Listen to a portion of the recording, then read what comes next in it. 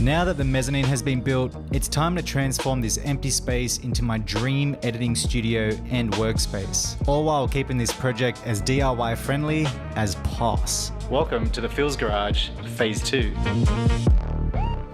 Ooh, now, it's pretty dark. I'm hoping it's not going to be crazy dark, but I mean, I pulled the trigger now, so bad luck. I went with the Brunswick green.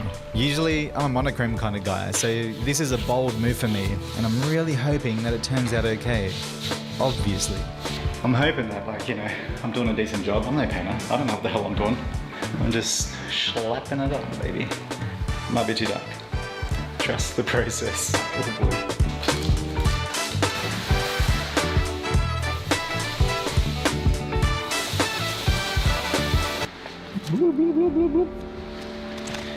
It's electricity day today, where you're going to power up all the back. There's going to be PowerPoints where all these little guys are. How good did the blackboards turn out, by the way?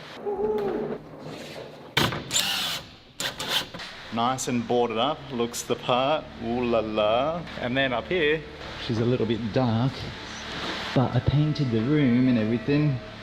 I hope there's no lines, because this was the 4th coat that I gave it. Yeah, I've got no lights in here, so we're gonna stick lights in here, or power 4 lights. I don't have the lights yet. And aircon, and internet, and power, and all the things that need electricity. Because all I've got is 4 PowerPoints, and it's all the way on that side. So we're gonna power up all this. Electricity day.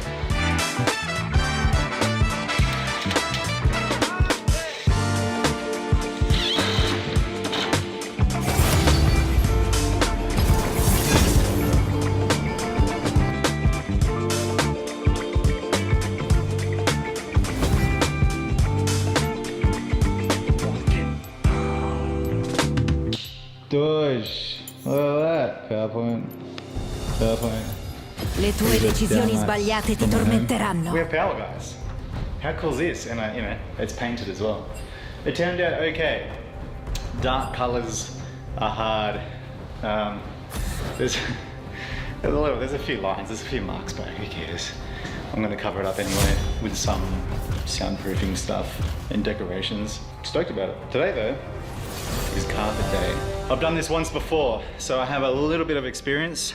I'm doing carpet squares, well these are rectangles. I prefer it if they're all 1 meter by 1 meter, but that'll do for now. Got some glue, got a trowel. That's all I got to say. Let's get into it. Oh yeah, I got power downstairs as well now.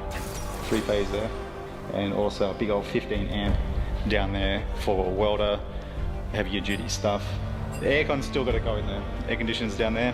Because man, it'll get so hot up here. And I still got to do something with the ceiling, some insulation.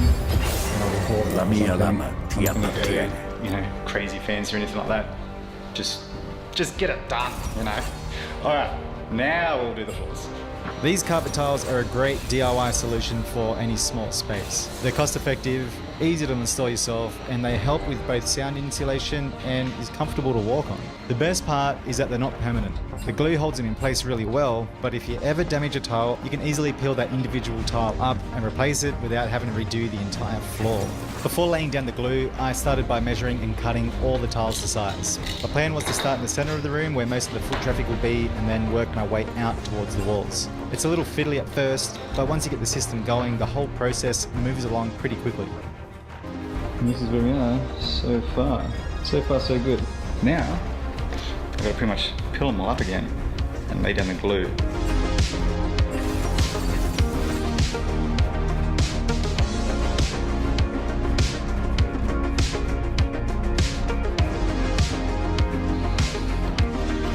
Oh yeah, perfect. Nice and tacky.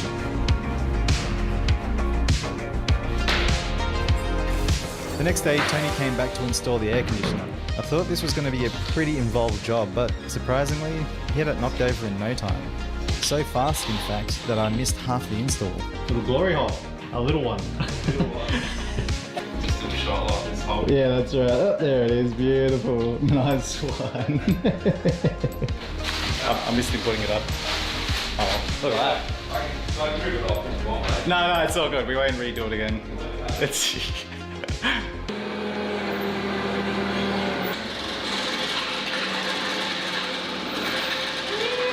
What do you reckon?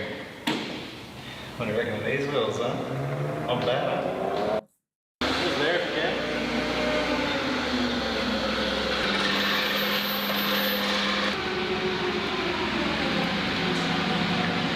I got so much work to do. Oh man. And you know what? This all has to be done within the month.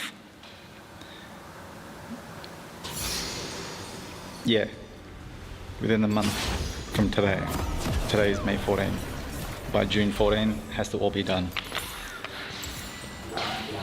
Wish me luck. More paint. It's been quite a while now since I did the floors and painted everything. Just been so hectic. Just finished a 14-hour edit straight yesterday. But now that that's done, we are back on track. Well, not really, because now I'm under massive pressure to get all this done in time. We're talking ceiling, this stuff here, got no idea how it works, got to work all that out. And then we got the insulation as well. Awesome, fun, itchy times. But then I've also got to work out my lighting situation, how I'm going to be running everything like that. Sort that out. Then we got all this wicked stuff from Just Pro Tools, man. They sent me all this beautiful gear. More than half of it's going to be for the workshop episode because there's so much to build here, and only a bit of it's going to be for the storage room area upstairs. Got awesome massive toolbox here as well. The hoist goes in a couple of days' time, which I'm very excited about. Hells yeah, it's been like a long time, massive dream. And then we've got all of Desky's amazing gear that's going to be going into the mezzanine. So the plan is to just get the mezzanine done, set up, storage room done, set up, charging bay, workbench, all that sort of stuff. So I can get in here and start using this space, start working straight from here. For the ceiling, I went with quickboard. It looks like timber, but it's actually PVC lining board. That means there's no swelling, no rotting, and no chance of termites getting into it down the track. Once you get the hang of how it all clips together, it's actually a really simple DIY product to work with, and I'll show you how it works in a little while. And that's where the dangling lights will be. It comes in around $39 per square meter. The real saving here is being able to do it yourself. I've gone for the R4.0. It's not as thick. The only thing I don't like is that it's insanely itchy if it gets in there, so I'm going to try to rug up as best I can. So the idea, we're about halfway down here. So I'm just going to load up these sections up, that one there and that one there, move the cables out of the way and everything, and then get this done all the way to here, and then I can stuff some down there, and then I'll do the same with that when I start cutting them all. That is the plan. Let's hope it goes well and according to said plan.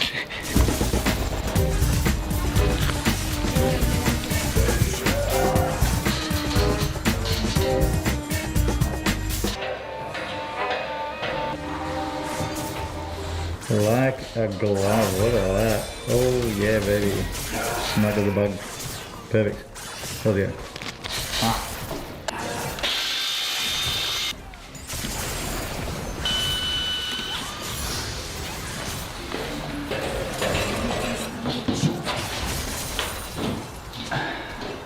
Sit rep.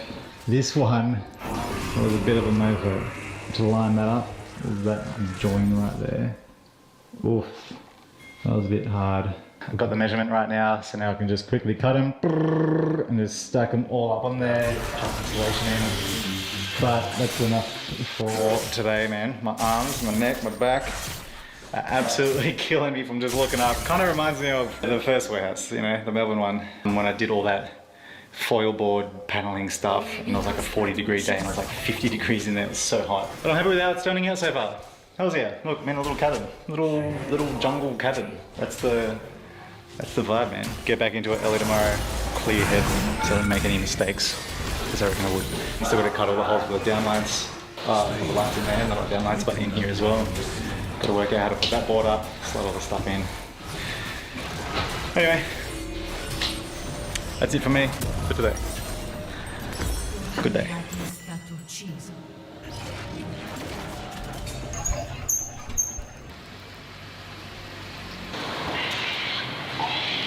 This is tiring stuff, huh? Late nights, early mornings, little sleep, flogging the body, absolutely flogging it. Makes me appreciate the tradies out there even more. Man, they do this every day. I'm not too confident that I'm going to be in here tomorrow. That was the plan. Tomorrow's Tuesday, today's Monday. It is now the 25th of May, so we're running a bit behind, only because things take longer than previously, you know, planned or expected. Things go wrong. Troubleshooting, the ceiling's taking way longer than I thought it would. But all we can do is just keep chipping away. So sleepy, man. Yesterday was a big one. I was here early for the hoist to be installed, installed the acoustic paneling in the office with a helping hand from my stepdad Charlie. I was here even earlier this morning to return the scissor lift, with yet another massive day ahead of me. If you're curious how these work, this is the panel. You got one edge that looks like that, and one that has a recess in it at the back there, like that. So when you mount it up to the ceiling, it goes like that, dunk. So you're mounting it this way around. Put one clip in like that, and it sticks on the paneling like this. And then you screw that into the beam, and then you screw one into the other side here as well. Douche. And then when you get this panel, your next panel, that recess that's on that side allows the gap for the clip, and then these just slide into each other like that, and then you can't see anything. It's really quite clever. And these acoustic panels are great as well. They're just timber slats basically, and then underneath it is felt. I've got these at home and they work really, really well. Helps just to deaden the sound and to make a somewhat boring flat wall some texture and some sheen. So yeah, these are going in the storage room.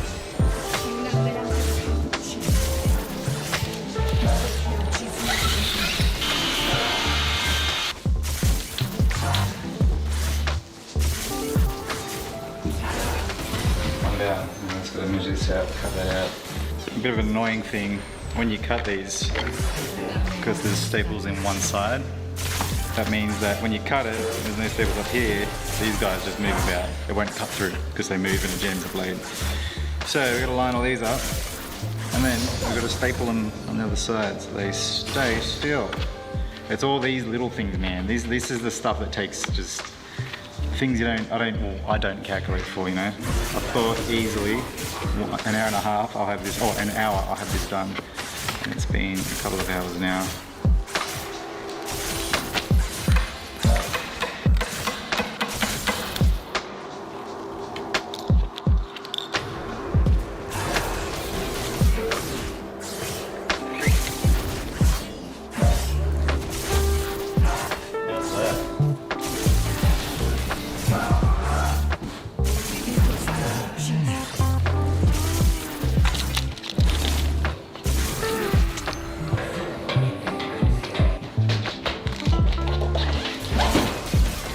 Pretty nice, huh? Nice flat black, all metal. I'm just trying to work out the height, but I think I'm just going to make it so it's nice and high level, nice and easy to grab, and then yeah, just thinking and stinking, you know. Just want to make sure I do it right first, that way I don't have to re-drill and like crap.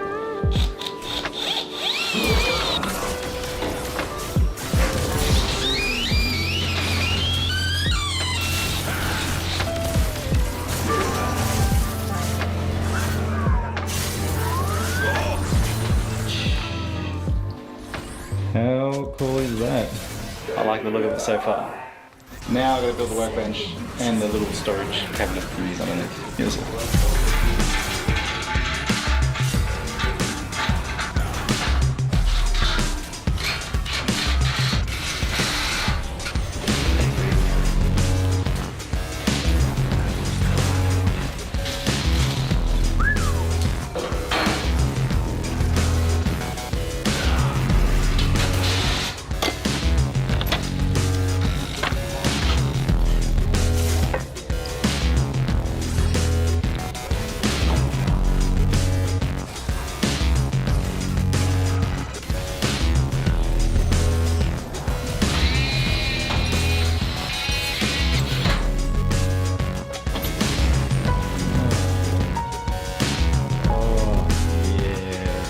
So I've been pretty inspired by a lot of people with their wall charging bays. So I'm going to try to do something similar to what I've seen.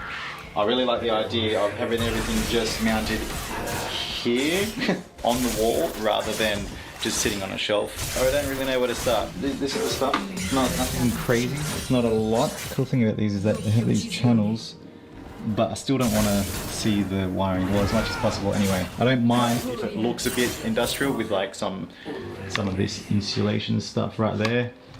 But I'm going to give it a go and yeah, see how I can make this happen. I might need to do a bit of shopping as well because I have nothing that I think I need.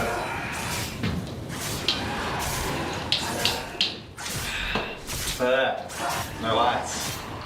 I got 4 of these bad boys. They're just basically globe holders, but I'm gonna wire everything up. I've never done this before. Whoa, doesn't that look amazing? A few days ago, this wasn't in here, and now I'm using it as a full-on workbench in it. This is awesome. This is gonna be my hidey hole for a good chunk of time. I'm already using it towards full potential. It's just awesome, man. I love this one. It was so fun. Even yesterday, it was pouring down rain, windy.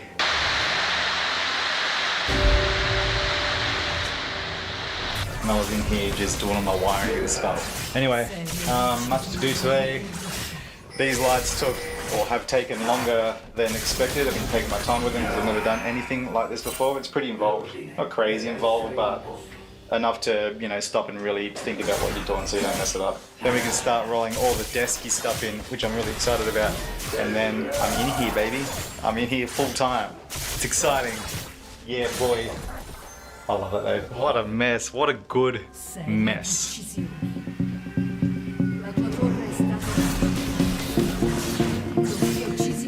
As an auto electrician, wiring isn't new to me, but dealing with 240 volt is a little different than 12 or 24 volt systems. These DIY lights are a great option if you're chasing a specific look. They're a little fiddly to begin with, not gonna lie, and you do need to take your time and pay attention to safety during the install. But once I had them all up and running, I was super impressed with the results. They completely changed the look and feel of the room and made the whole space look far more finished than it did before.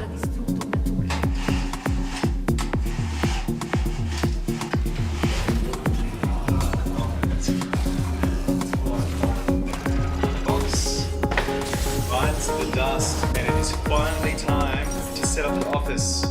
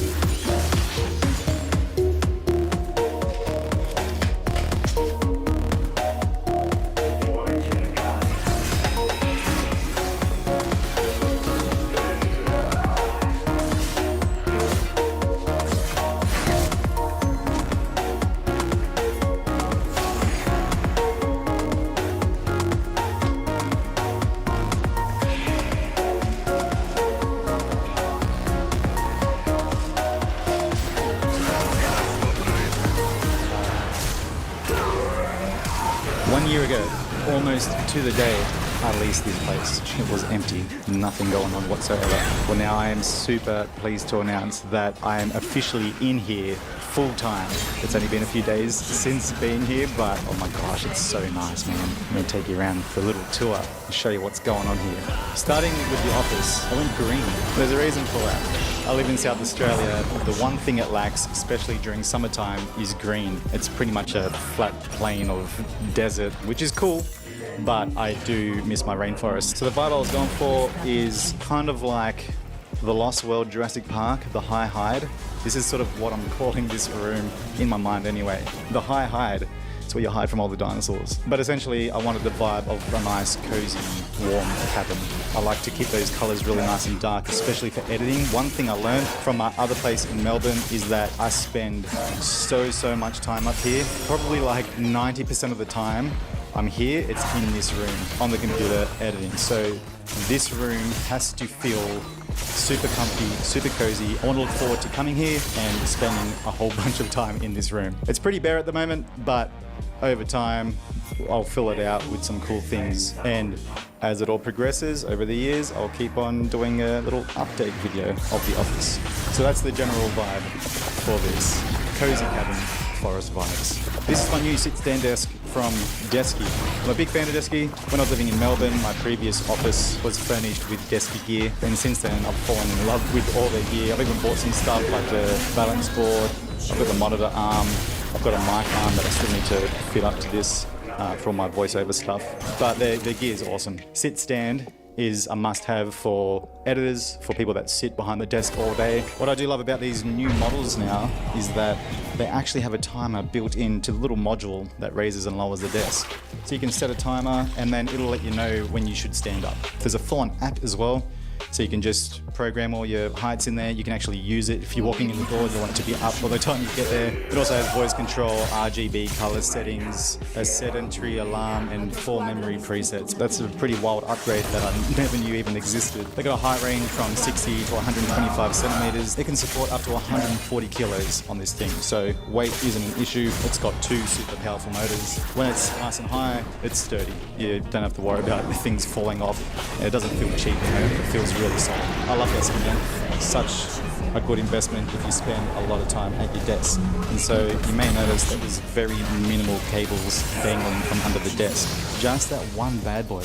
And I've got so many things powered up. They have an integrated cable and data channel underneath the desk, so you can go crazy, wire up all your stuff, and just stick all your messy cables into that data channel, and you can't see it, which is damn fantastic. I do like to have everything nice and tidy, and the fact that there's this one cable that comes out, like, it's so good, man. I chose this little beacon light, so you can just take that off, move it anywhere you want, and it looks fancy. It's got some weight to it, feels really solid. The Desky felt and cork mat, which is great for protecting the desktop surface, and it feels super nice, super comfortable. I might get a mouse pad, something ergonomic, because I do get wrist issues from just moving the damn mouse around so much. I've got the monitor stand here as well, and it's cool having this. It sort of hides all the mess behind my hard drives and all that sort of stuff as well, and it also allows for more space on the desk. Obviously, I don't actually have a stand, it's a monitor arm. It's actually the Desky monitor arm as well, which I bought a few years back, which I love. It supports sort of the weight of this heavy monitor, but it kind of gives that floating effect. I opted for a drawer this time. I didn't have a drawer last time. Keeps everything within arm's reach and keeps your desk nice and clutter-free. And it's matching as well.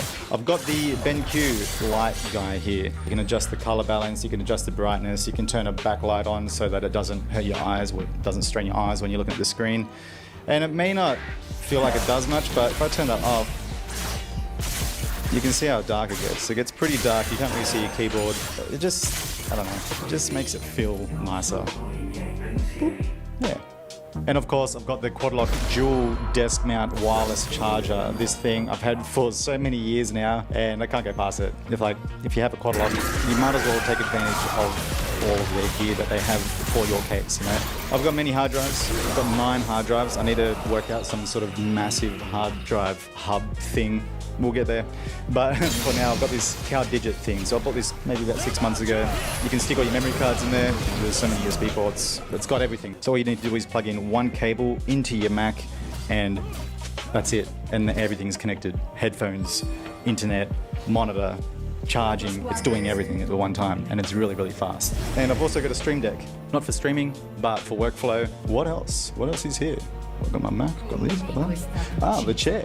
Let's show this chair. The chair, finally. Oh, it's comfortable. Great chair. I love all the different lumbar supports, neck support, all the, 4D armrests and all that sort of stuff. I spend so much time in these chairs, man, so I need a good one, you know, really supports the back. It's very important, actually. It's even got, at the back here, this little vent thing here. You can remove that and actually stick fans in there for gaming sessions, which obviously I'm not going to be doing here. I've got my sim rig. I love this thing. It's very, very, very comfortable. Oh, makes me feel so nice while I'm working. So a big thank you to Desky for helping and supporting my channel and the space by supplying me with all this fantastic gear, which is going to last me so damn long, man. Other stuff. There's not much, but I'll show you. So up here, the lights actually turned out so nice. You know, it's not perfect, but it's my first time ever doing this, ever doing a ceiling, ever doing this acoustic paneling and all these cutting and all these measurements and all that sort of stuff. So I learned so much. Mounted some helmets up here, something different. It's kind of like they're riding past each other, going, what's up? The blinds, I reckon they look the part. I've got this, the stained glass makes it look like that it's sort of misty and raining outside, which I really dig. And the lights look cool. I just bought this the other day just to fill up the space really. I'm not sure if I'll keep it there or not. It does look really good, but I was sort of wanting an armchair here. And then up here, I've got my silver play buttons. So every time I leave, I go, yeah, go me. Aircon works a damn treat. And this is my little napping station. It comes in handy, you know. Long days, just come up here, have a quick little nap. I haven't slept here overnight. But you know, just pump up an air mattress, stick a sleeping bag on it, and you're good to go. I think that pretty much covers the office space, the editing suite, the high hide. I'll show you this spot. This is the storage room. So I wanted this, so I can chuck all my stuff here, all the cables, all the lighting gear, stands, all my backpacks are up here, including the quad lock one. This is my new go-to bag. Highly rate this bag. It's so well designed. Even just all the mud flicking up from the rear tire. This is all, you know, real solid stuff. It cops a beating. It's super handy and it feels great when you're riding. The stuff's so good. Even the drink bottle's amazing, and it's got a phone mount on top of it. Check this out. Look at that. Whoop. And then, oh, look at that. How good's that? Little phone mount drink bottle. So cool. And then this fits perfectly in the side pocket of that bag. And then you go for your ride. Boom, quad lock. Use my code in the description below to get yourself 10% off everything store-wide. So these shelves, I've had it for so damn long. You would have seen these when I was setting up the Melbourne warehouse. These are from there, so it's kind of nice just bringing them along a little bit. All the old school Insta360s. Who remembers the X2, man? Look at that. What an old thing, hey? Look at the view. A little screen round. Cleared a lot of my old cameras and stuff like that. I just don't really need them. It clutters everything up, and I want to leave more space for more things. So plenty of storage options here. Now let me show you the lab. This is the lab. It's my dream, man. Where do I even start with this thing? Let's start with the Just Pro Tools gear. I bought their toolbox when I was in Melbourne, set that thing up, and it's still currently what I'm using as my main workstation toolbox. And they sent me a bunch of gear as well. So happy with that, because I think that it just looks wicked. I love their chrome. I love how it's kind of ribbed. It sort of matches the Scrambler engine covers, and it just looks different, you know. The thing I love about this though is I can pull these out and I can just bam, increase my surface area, or double it. I've literally just doubled my surface area. Boom, boom, bag here, and go mental, you know. And then obviously plenty of storage in these. And the wheels feel amazing. It's high quality stuff, you know, which I really love. And same as the workbench. This thing is huge.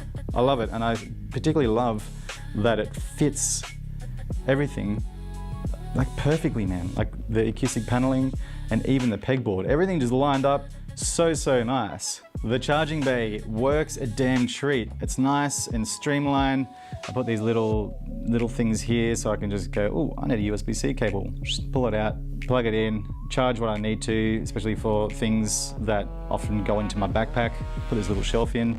I've got all the batteries here, easy to access again. Boom, charge, put them back in here. If you'd like to see how I did this in extreme detail, all the wiring, all the mounting, all that sort of stuff, the thought process behind it all, I'll be releasing a video in my members only, along with a whole bunch of other tutorials and nitty-gritty stuff that I'm keen to share with you guys. Moving along, I've got the cameras sort of mounted here. I'm gonna get the X5s mounted up somehow, not too sure yet, but yeah, again, I love that I can just grab it. I can see that the Ace Pro 2 is missing and then put it back, because the thing that slows most people down, especially in workshops or whatever, prod life, is looking for stuff. Looking for stuff. I need to have all my gear here and nice and easy to reach, so that while I'm in the flow, while I'm feeling all creative and energized, I'm not going, duh, where's that now? And spending 20 minutes looking for the thing, and then the sun goes down and it's all over, you know? So organization is key. Got another little shelf here. I've got my Allen keys stuff there for when I'm doing all my tripod work. You know, just easier to take stuff off. I've got different tools here to that of downstairs. I wanted to have it different colors so that I know that this belongs up here. Got my lenses up there. I really like this little floating shelf that I put in. Allows me to mount a light, and that thing's all, you know, app controlled as well, so I can adjust the brightness. This I've had for quite a while as well. And this is where I put all of my mounts, all my action cam mounts. Cool little thing. I'll probably mount this up here eventually. And then we got this little guy here. This is a Real security camera. So quite a while ago, I bought a whole bunch of cameras, did all my research and everything, needed security for here and my home as well. So for my home, I've got some perimeter cameras. They run on a solar panel, got the doorbell one as well. Really easy to use, really easy to set up. I'm actually super impressed with their gear, and I'm more super impressed that they have helped out and they sent me a couple of cameras to help support the build of the Phil's garage. I vouch for their gear. If you are looking for security cameras, Real, check them out. Just a bit of fun here, and then all my tripods there, and some studio lights. How good do these look, man? I'm even happy with the ceiling and how everything turned out.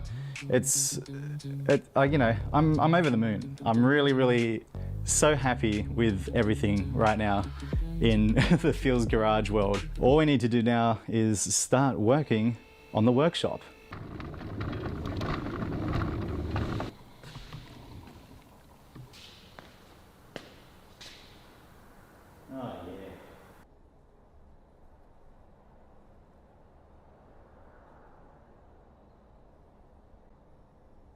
This is the Nissan Silvia S15.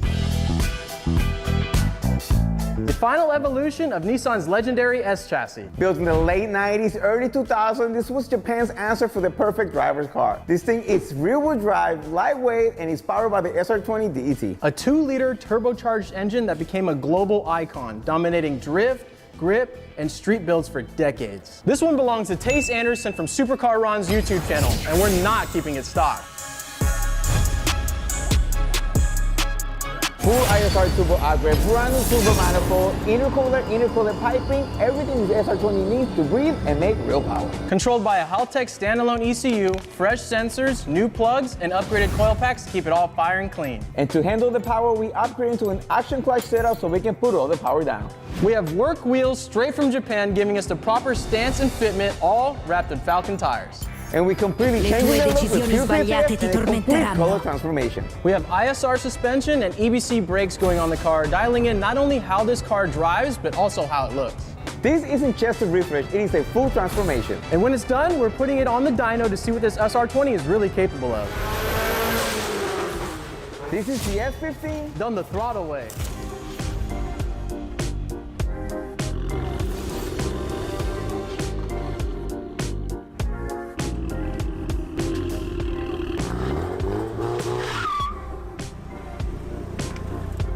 Just arrived at Diamond Auto Salon to drop off the S15 so we can put this PPF on. We have pure PPF metallic red hood color. This is going to completely transform this S15. So let's get started.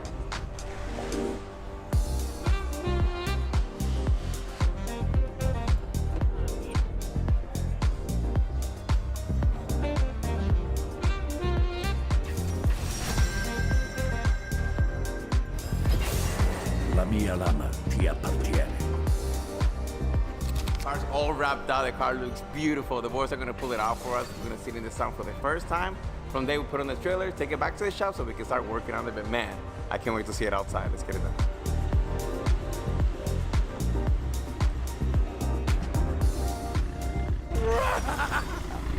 Oh my God. This thing looks good inside, but it looks way better outside. Holy bro, this color is sick. I haven't even seen it outside yet. Dude, I'm in love with this color. It's like we're done. We haven't touched it yet and we're done. Before we show you the new color of the S15, we are super excited to announce our brand new merch drop. In the drop, we have 4 brand new t-shirts, 4 brand new hats, and also we have this sick hoodie with a bunch of new stickers as well. And along with that, we have an entirely revamped merch site, and none of this would be possible without Shopify. Shopify is the e-commerce platform that helps businesses sell products online, in person, and anywhere customers shop. We recently revamped our merch business. We launched an entirely new website, refreshed the shopping experience, and made it easier than ever for you guys to get your hands on Throttle merch. What used to take a bunch of different tools and platforms is now managed through Shopify. What's been really nice is having everything in one place. From building the storefront and listing items, Le to tue processing decisioni payments, sbagliate ti tracking orders, and tormenteranno. managing inventory. Shopify basically handles all of the behind-the-scenes work that keeps our merch business running. We are car guys, so when we first decided to rebuild our merch site, Shopify handled all the stuff that we didn't want to spend our time figuring out. One thing that saved us a ton of time is Shopify Sidekick. Whether it's helping write product descriptions, setting up promotions, or answering questions when we're trying to launch something new, it's like having an extra team member behind the scenes so we can spend more time building cars and making videos. We've also seen how much easier Shopify makes it for people to discover our product. If you've ever wanted to start a business, sell apparel, or really anything online, Shopify gives you everything you need to get started. And if you visit shopify.com/throttle, you can start your free trial today. Now, let's go show the boys the S15. We're back. Let's show the boys what this beautiful La car mia lama ti Where are the appartiene. trailer locks, dude? All right, come on, give me a good S15. You ready? Oh! Damn. Wow. That's sick. That's a good color. I love that color. That's way darker than I thought Yeah. it was gonna be. It's like eggplant. That's cool. Eggplant. Eggplant.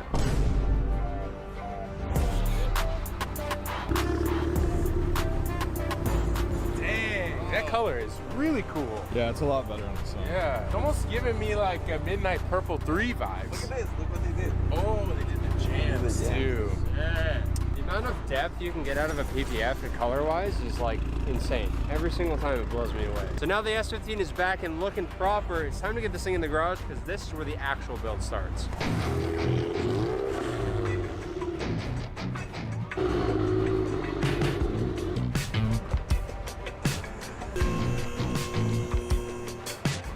To kick the S15 build off, we've got a complete turbo kit from ISR. We're going immediately for more power. This is an ISR 3871 turbocharger. This thing is going to be perfect. We've got a 0.64 AR on the back. This thing is going to spool really hard and really aggressively, which is awesome. It's also internally gated, so we don't have to do any crazy pipe routing. This is going to be a bolt-on solution for this SR20 to get it more power.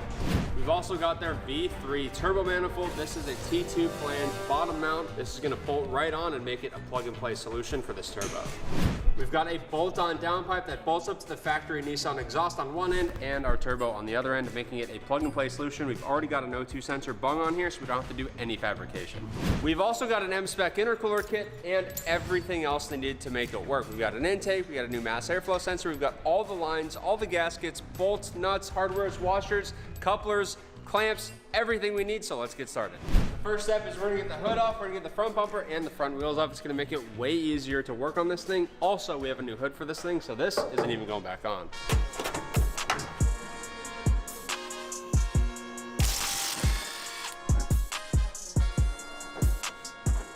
Now that we have the hood, the bumper, and the wheels off, we can get a good look at the SR20 under the hood of this S15. Now, the last engine I actually built here in-house was an SR20. We did literally everything you could do to an SR20 to that engine. It's got a stroker kit, it's got a rip-in set of cams, we fixed the head, the rocker problems are completely resolved. That thing made about 620 horsepower. Before the clutch started slipping, it could have made more power. This, however, is a stock S15 SR20. It has a VVTi system on the intake cam for better torque, which is really cool. Other than that, it is a completely original unopened engine, and this thing runs mint, dude. It runs so good, it fires up nice, it idles smoothly. We're not gonna mess with it, so we're not gonna go crazy power on this turbo setup we're installing because the rods aren't gonna take it, the rockers aren't gonna take it when we really start pushing this thing at RPM. We're gonna give it a little bit more power, a little bit more spice, a little bit better sound, a little bit more responsiveness, and leave it alone. So I'm gonna start by taking off the intake, the intercooler piping, and we'll slowly start working at getting the stock turbo out of here because we wanna upgrade this thing. Let's do it. These hose clamps are coming apart, dude. They're not even staying together. Look at this blow-off valve. Oh, it's a Blitz? It's OG, dude. Whoa, give us some history. What is this? Blitz is like super old. That's like early 2000s. That's like OG. You ever heard the Blitz 03s? Yeah. Same company. Really? Yeah. No way. Yeah. Blitz. Oh, what? Yeah, they made all sorts of tuning parts back in the day. Oh, the air filter's Blitz too. And I also just saw we have like a super old school HKS boost controller right here. This is kind of giving me like vibes of like building my FD. because I had a ton of early 2000s parts all over this place, like SAR, JIC stuff, old HKS parts. That's pretty sick. Whoa. Oh, What happened, Quinn? oh, dude, it just snapped. The bolt snapped off in my socket. My socket's clogged. Oh. Old Nissan vibes, dude. Oh, That's probably gonna happen to the rest of them, if I had to guess. crusty. Second one came out fine. Oh, this one's gonna be fine. Gee, one more. All right, heat shield hardware is off. Take her back like that. Get it up on out of the way. There it is. Old crusty. Oh, it's gonna look so much It's better. gonna look mint, dude. Oh, the turbo oil drain's right there, dude. Oh. Oh god. Yep. Oh. Hey, we're good. We're good on two. Doesn't feel good. Straight. Oh. Oh, it looks mint, dude. Brand new.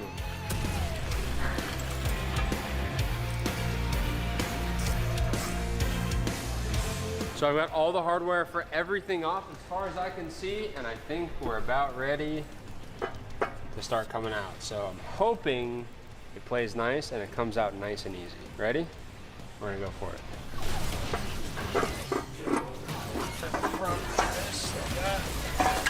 Oh yeah.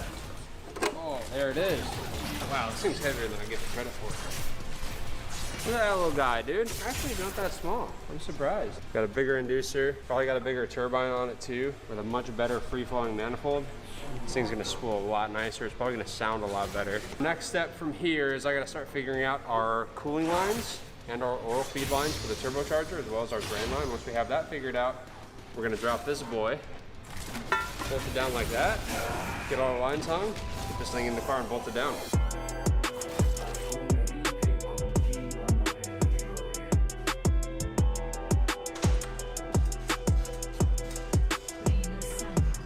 So here is the factory turbo setup, and here is the ISR turbo kit. As you can see, this looks way more beautiful. Not only is it not old and crusty, but we have some upgrades here. The turbocharger, nice and fresh, better flow design with a bigger exhaust section here, and it's still a factory fitment, so this fits exactly the same, which is perfect. We also have a tubular manifold. This is keeping the exhaust pulses independent way longer till right before it gets to the turbocharger.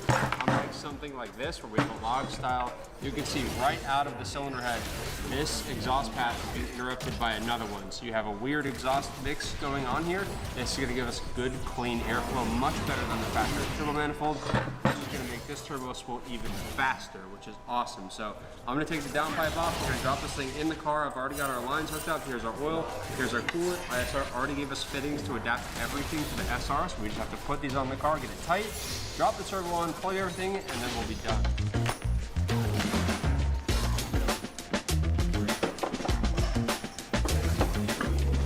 So it took a little bit of finagling and figuring out how to get it in, but we got it in. I thought for a quick second that we weren't going to be able to run the ABS, but it was just a matter of getting it in technique. Sean actually came up with the idea of diving the nose down in first, which I didn't think of. It ended up working out. So let's get it bolted down, get it tight, get all our lines hooked up, and we'll be under the exhaust.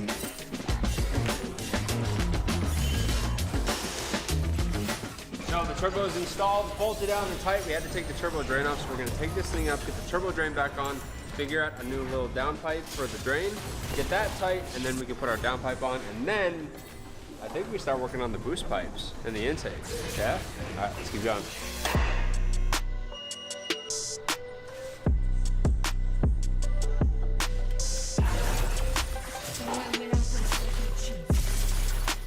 So now that the ISR turbo kit is complete, we need to make some upgrades to the fueling system, and we have a couple of products here by Radio. This is a fuel rail kit that's direct bolt onto the SR20, and we've got some D-Works. We've got injectors. These are bigger injectors than the factory ones.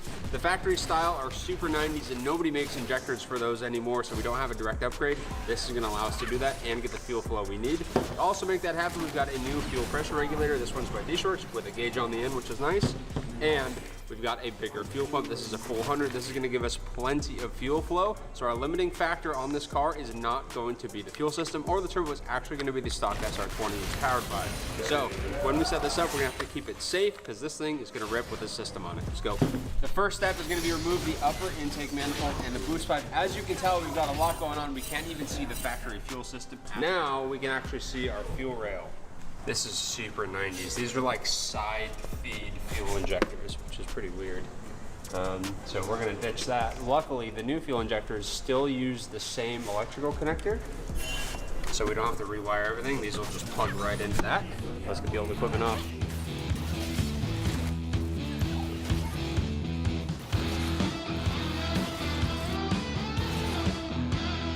The old fuel system is out. Now we gotta start assembling the fuel rail to get this thing in the car.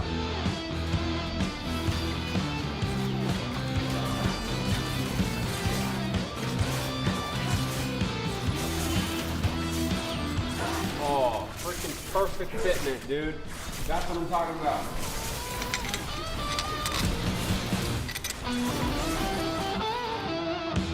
So now that the fuel rail is installed, it's time for lines. This is the first one. Then we're gonna put the upper intake manifold back on and do the rest.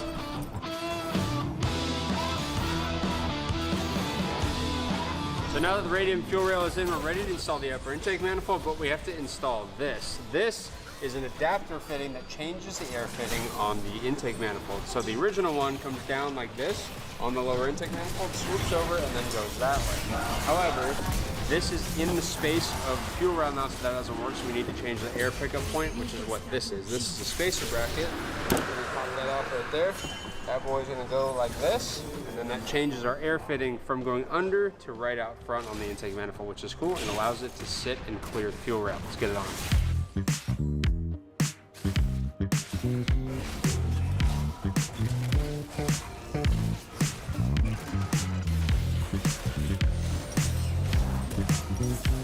Fuel system in the engine bay is completely done. Now we're gonna install our fuel pump, which we're gonna do through the trunk. Let's get it. So the fuel pump on the S15 you can access through the back here. It is way back here, and there's a lot of stuff in the way, including the subwoofer that we gotta get out.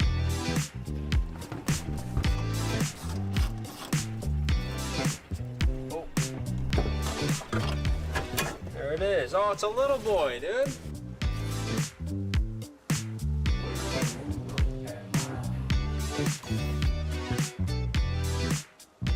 Fuel system is completely done, and that is it for me working on the S15. We got the turbocharger completely done, installed, plumbed, lines, everything ready to go, and the fuel system completely updated with all the new radium components and all the new D-Works components. Unfortunately, this is going to be it for me on this S15. I'm going to let the boys handle the rest. It is the perfect time for me to jump into this S15 for one main reason. These headlights don't look good, and I'm gonna make them look way better, and especially because the bumper and the hood is off right now, which is less stuff for me to damage. One of the main things we're gonna use is this heavy duty headlight here for my wires. This is brand new for 2026, and I saw it in action in the warehouse, and it works amazing, and I can't wait to show you guys. First step on the headlight restoration is gonna be using a cleaning solution and their scuff pipe provided by the kit. We're gonna use it in the grill and clear the headlight for 30 seconds.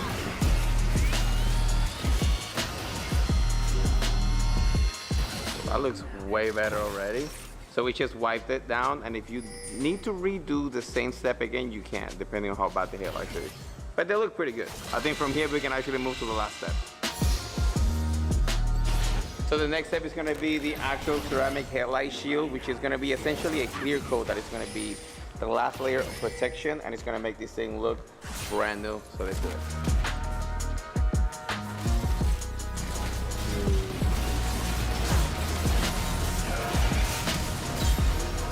My wires really make this process really quickly. I used to polish these things with the buffer and the sand step, and that used to take me about an hour. This literally took me 5 minutes, and it's supposed to last way longer than the steps I used to take before.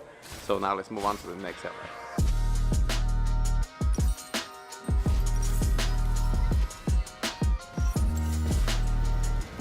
Headlights are completed. It took a total of 10 minutes to do both, and they look amazing. Check this out.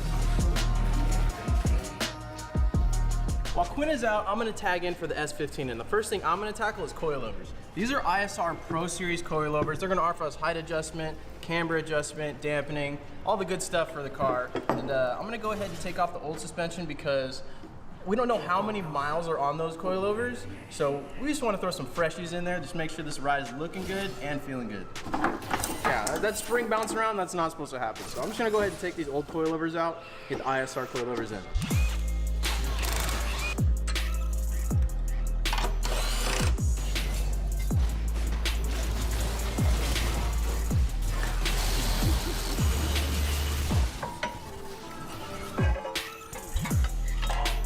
One other thing before we install the ISR coilovers that we have to do is actually clean the wheel wells. And we do this with every build at Throttle, but we're not gonna bore you with that. We're just gonna get it done right.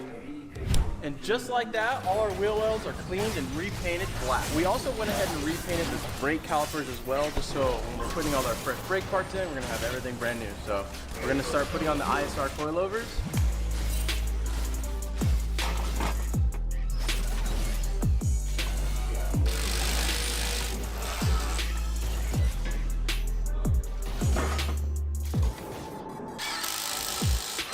Front ISR coilovers are in. It's time to move to the back, and I'm gonna ask Ricky for some help to go inside the car.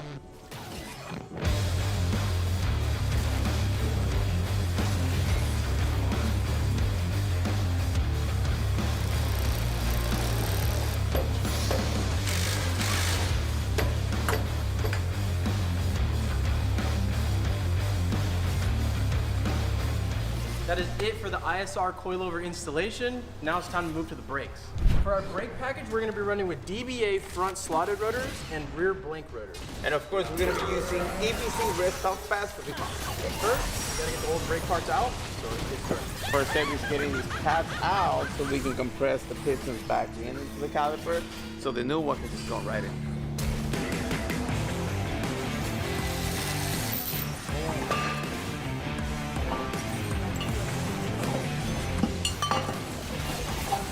Time for the new rotor.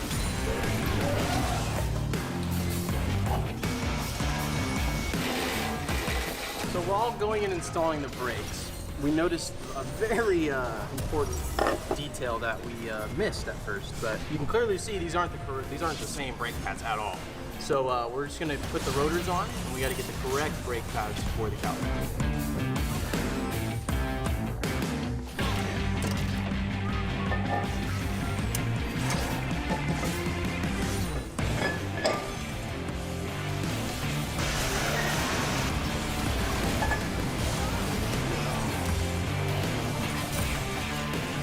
Next up for the S15, we're going to be installing a brand new ISR front mount intercooler and a brand new coil rad radiator. When you're upgrading your turbo system, you also want to go ahead and upgrade your cooling system. So we're going to be installing this coil rad radiator, which is going to improve our cooling efficiency. It's going to actually be more robust too, because it's a full aluminum radiator, while the stock one has plastic end tanks on it, which can fail.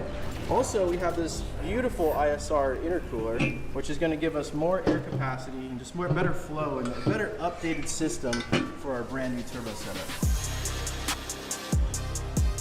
It's a Blitz, which is actually pretty dope, but I mean, it's old. Look at this thing. Now with the radiator out of the car, you can really see the stark difference between the two radiators, just in the thickness. Look at this compared to the thickness of this coil radiator. Like, we're gonna be getting huge benefits from running this radiator.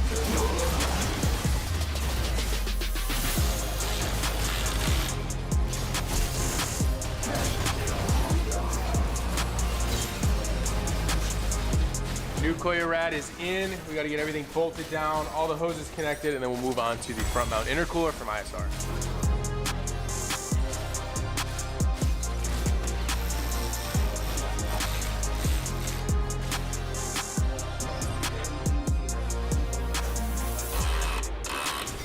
Radiator's complete. I got the brand new hoses on there. Now it's time for our intercooler.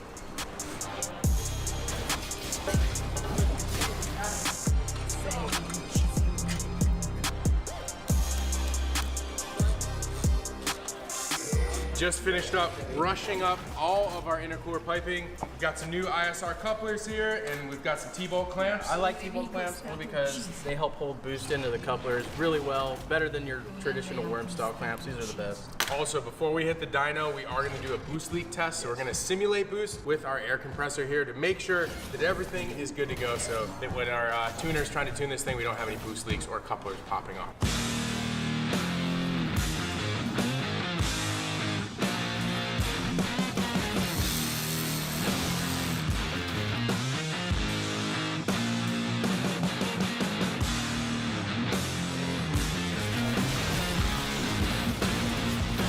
One of the last things we're going to do this car before it goes off to the dyno is just general maintenance. So we got a new set of NGK spark plugs. Ricky and I are gonna tackle filling up with coolant, doing an oil change, and then we're ready to start this thing, let it idle, get up to temperature. We're gonna do a boost leak test to make sure this thing is ready to go so that Darden can tune it on the Heltec ECU.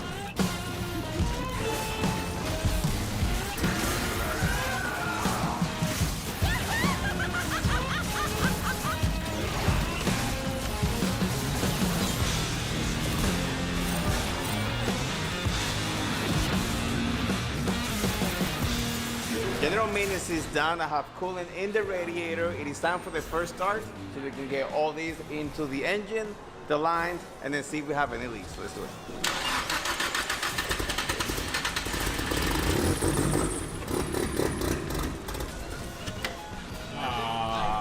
Bro, I think it's too rich. We put the injector, we still have the stock ECU. I'm just trying to get it to temps and make sure the fan turns on and off, and we have everything, but I don't think I can. Got a little smoke.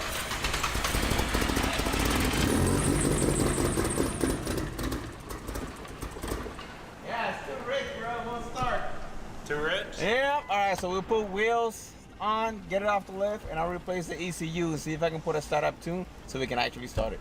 Now for the S15, we've got a set of Workmeister S1s. These are beautiful three-piece wheels. They're an 18, 9.5 plus 23. We're gonna be running a square tire combination on this car, so we can rotate it, get as much life out of the tires as possible. 4 tires, we're running a Falcon RT660 Plus. I just put a set of these on my E36 M3. They're fantastic tires. So let's get these mounted up and get them on the car.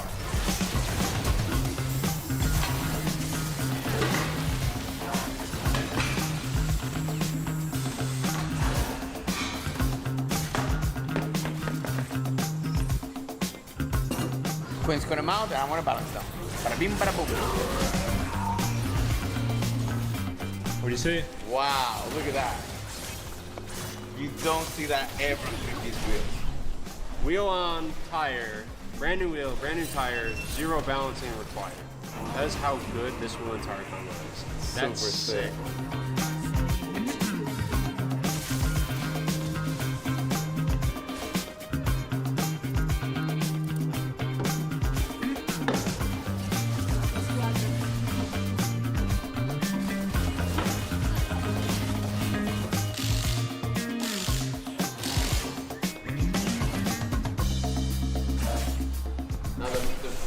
Bit higher, but I'm kind of glad it is because it's going to go to the dyno and it's a hub dyno, so this thing is going to be raised and it's going to go in the trailer. So for sure this gap will close it once it comes back from dyno, but the back is kind of hard. I wanted to sit all the way around. What do you think? That looks so freaking good. Right? That is what an S15 is supposed to look like. It looks so good. Now that we have our Workmeister S1s and Falcon tires mounted on the S15, it's time to move on to the clutch. This time around, we went with the Action clutch, and this is a stage 2 clutch with a super copper pretty display. So that's just gonna help with the added torque that we put on the car using the new turbo. And we also have this beautiful aluminum flywheel with a replaceable friction surface, which is great if you need to swap out the friction surface and you go into replacing the clutch. It makes it really easy. But before we put these new parts on, we gotta get the old parts off, so we gotta get working. Alright, Trey already cut a lot of the time for taking the transmission off, which is getting the whole shifter off. Next time we'll be getting the transmission dry shaft off in one piece because we don't want to lose any fluid. We'll move it to the side and we'll get the clutch replaced. Who was here? Ricky welding? You see? That looks like my weld.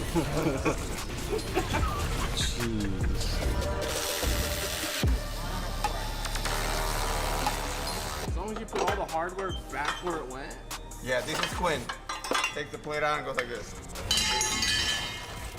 And then 3 weeks later, Where's that plate at? figures out how everything goes every time, every bowl. Crazy. I don't have that memory. He's a Quinn's mad special. He's a mad scientist with cars.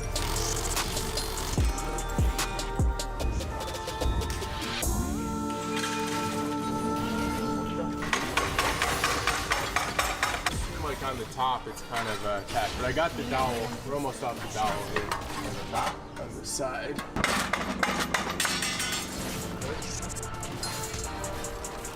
Man, what a mission. Yeah. Whoever would have thought it would have been that difficult to get a transmission out. What do we got? Dude. My bad. Stock clutch? Yeah, it looks like stock clutch, dude. So this is gonna definitely be an upgrade. Good thing we're doing this with the action clutch right now, right before the dyno. Otherwise, this thing would be slipping. We wouldn't be able to make any more power.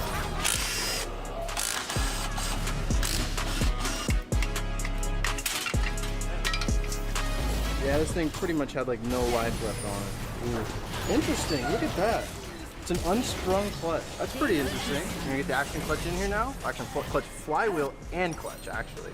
And then we'll get that together.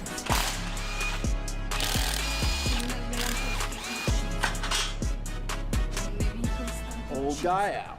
Oh, it's also a dual mass. Look at that. So this is we're upgrading to a single mass flywheel, which, like the word suggests, it's a single mass, a single unit. And this is a dual mass. So you have this, that's probably why it's unsprung, the clutch, because you have this the relief right here built into the flywheel. So this is actually going to save a lot of weight getting rid of this, and a lot of failure points getting rid of this too, because it'll just prevent this from ever having a problem and transfer that to our clutch disc, which is replaceable. So now that this old stuff's out, we're going to get this new action clutch in. You can't tell, this thing's way lighter than the steel one.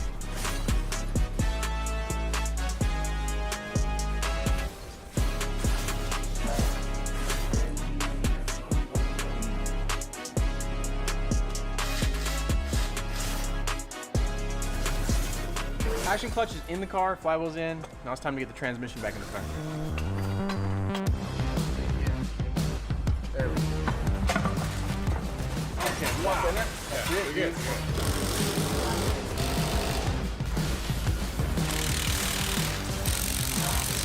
The action clutch and flywheel are installed, the transmission's back in the car. Now it's time to move on to the next step.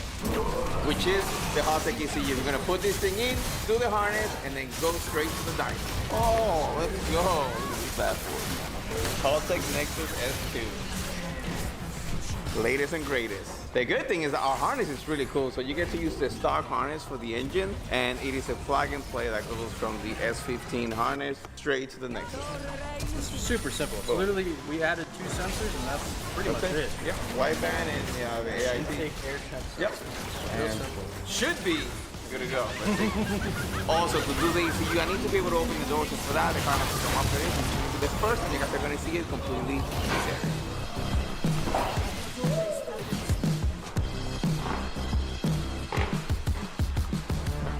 Yeah. All right. Now we need to find the ECU and replace it. I found the ECUs on the passenger foot panel, and I got a few bolts to take off.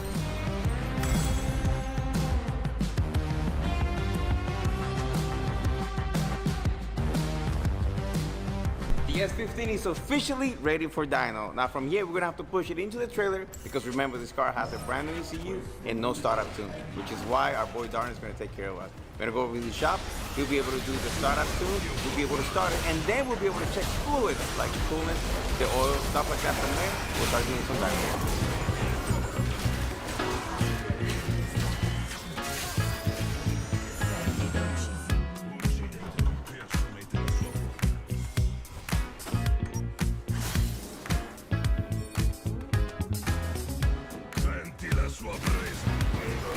Darren's dyno tuning shop, and he's gonna get it, and then he's gonna plug into the Nexus, and then he's gonna put his starting tune, and hopefully we can get this thing started.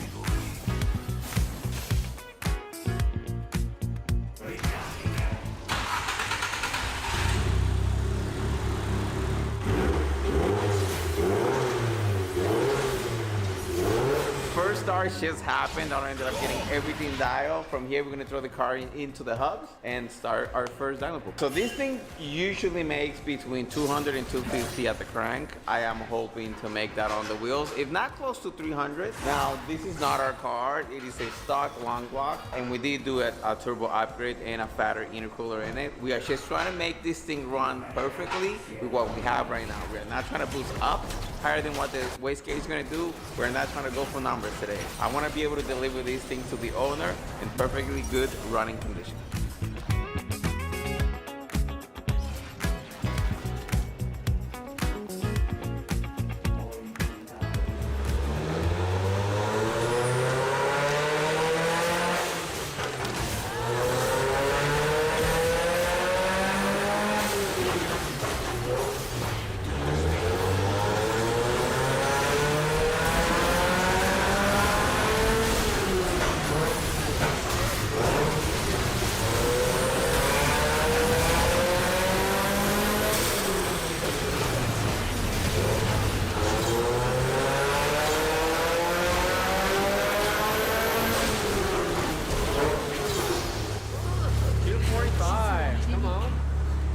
I heard that one. That one was like, woo! Moved up really quickly. 245. Man, that turbo was moved up really quickly. Way quicker than last one.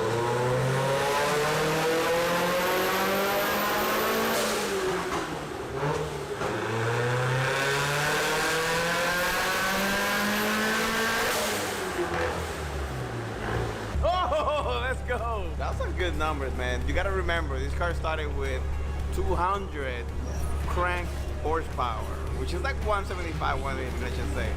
From that to 269, that's a 90 horsepower to the wheel gain, which is plenty. I'm next for the S15. You guys may have noticed that we've been installing a bunch of brand new parts, and this engine bay is actually disgusting. And that was for a reason, because we got our boys from Ice Tech Solutions. They're gonna come in here, they're gonna make this engine bay look brand new.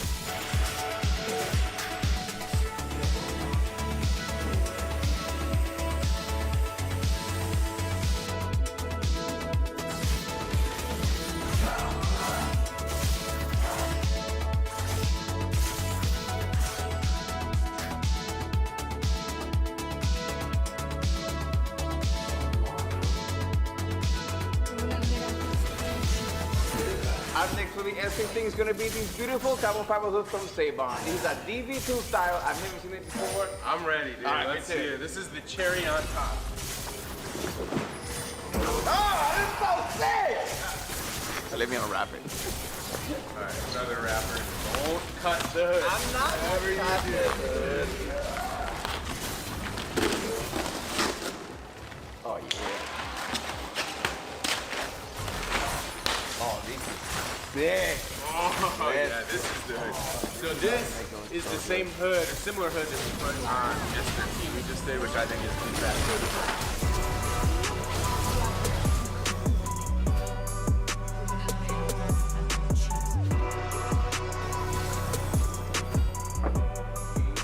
Ready. Let's go. The S15 build is finally done, and it just looks so sick. And Taste is actually going to be here in a couple minutes, but check this thing out.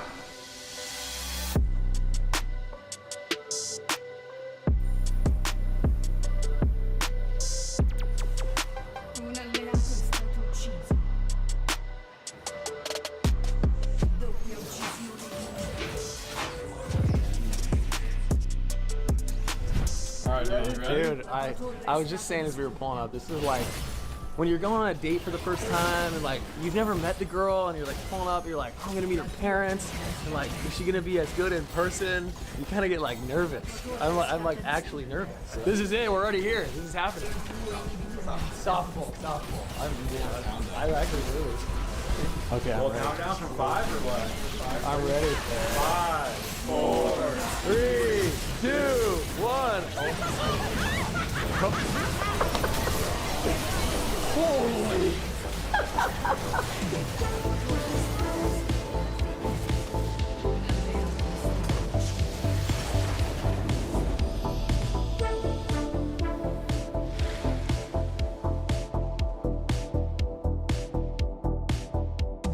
Bro, You were right, the camera on the front is sick. I'm not even mad about it. That's insane. Style, huh? Bro, the hood too, and I was missing this. A proper logo on the hood. Holy crap, dude. Pop the hood. Oh, that, you know what? The hood is a whole lot lighter. Ricky, give him the rundown. Or try. Oh yeah. So ISR turbo, obviously we got a Mac valve. So what was the boost pressure we were running at the dyno? Yeah, 19 or 20 now. You got 20 pounds of boost right now. Coil radiator, ISR front mount intercooler just to help freshen up the cooling system. I got some catch can system just.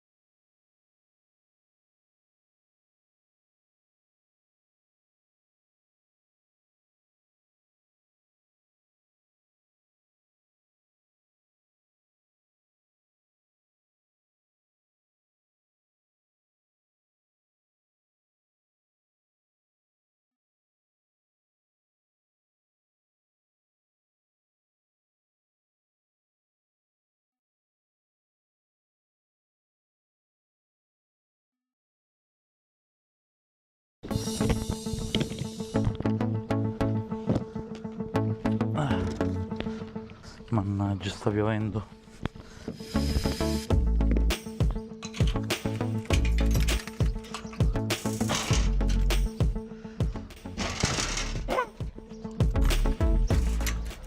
Mannaggia miseria.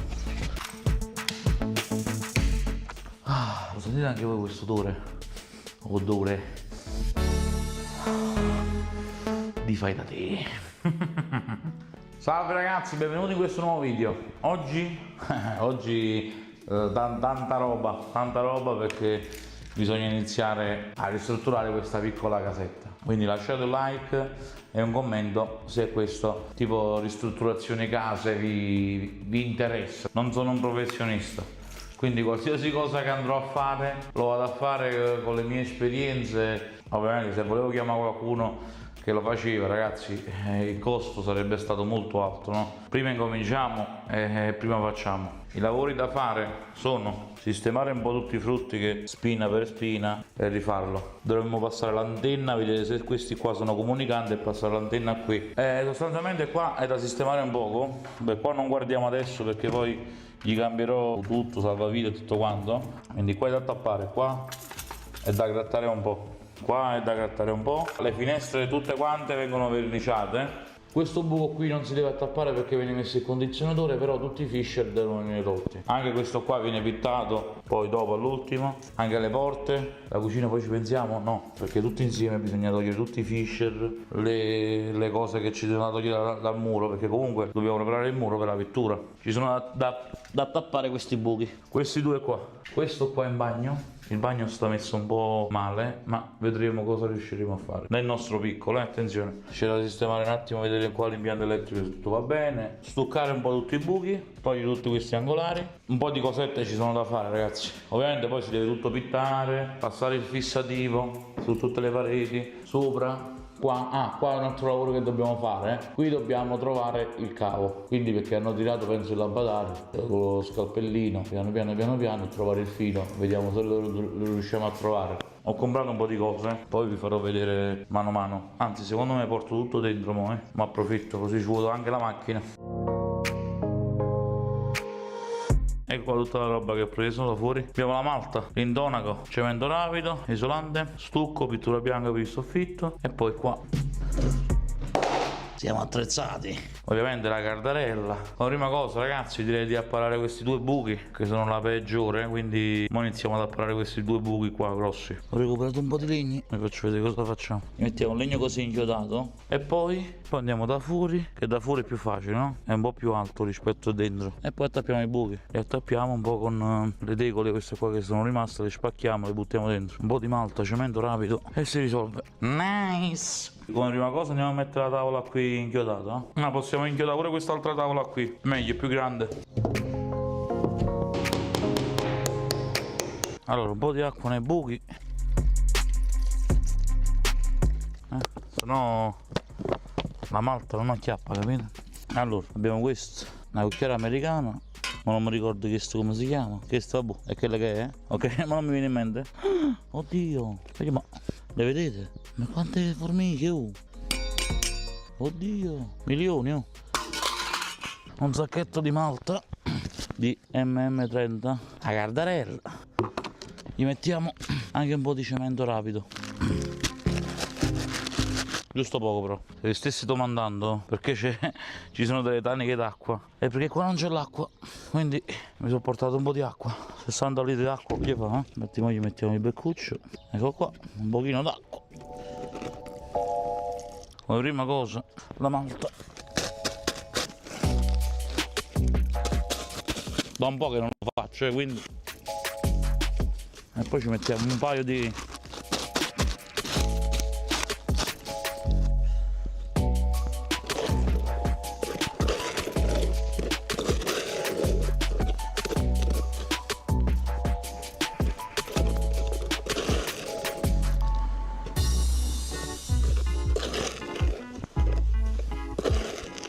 a posto. Ok, andiamo. Comunque è a modo mio, raga, non è che no, vi aspettate che lo fa un super esperto. Io lo faccio sempre a modus operandi di fai da te. Allora spacchiamo un po' questa tegola.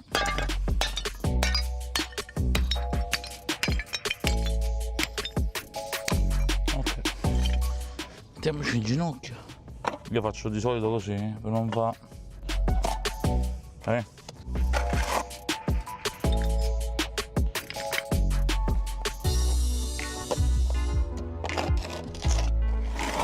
Dobbiamo cercare di spingere dentro il materiale. Raga, non sono un esperto, l'ho detto.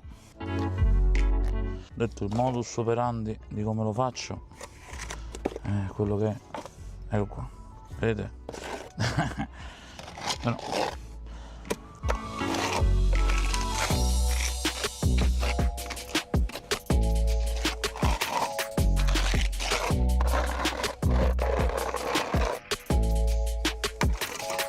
poi non lo faccio da un po', Vabbè, diciamo che va bene, no? Perché è comunque una posizione scomoda.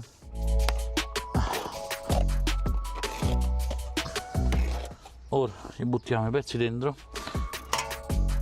Questo è bello grosso. Questo è profondo.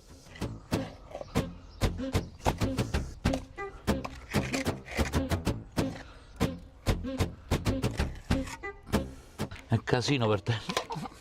Io non so un muratore, voglio. Mi cimento a fare ste cose, ma perché?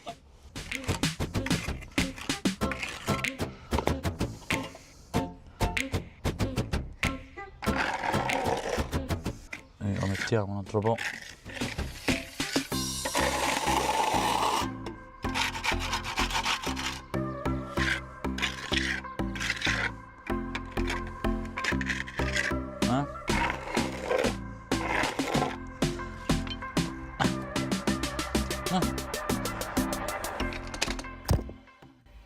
Wow ragazzi, guarda qua, si è spezzato coso sul microfono. Dai, Mannaggia, sto coso costa 30 euro, sto cosettino qua. E vabbè, registro con il microfono dell'iPhone, non so come si sentirà, ma... No, giuro, quando succedono queste cose non le sopporto proprio, perché si rompono... È un casino, devo ordinare su Amazon, 30, quanto costa sto aggeggino, cosa, mannaggia la miseria. Lasciamo stare. Vabbè ragazzi, microfono a parte, appariamo sti buchi, no? Comunque non è venuto tanto male alla fine. Poi dobbiamo aspettare che si asciuga e poi andiamo a fare dentro, no?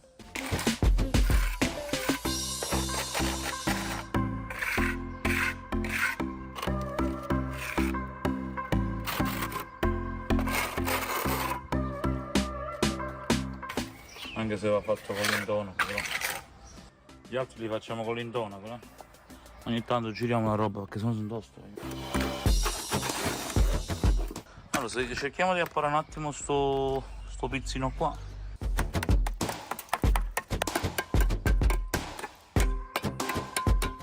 Un nido di formiche dentro il muro? No raga, questo lo dobbiamo risolvere sta situazione.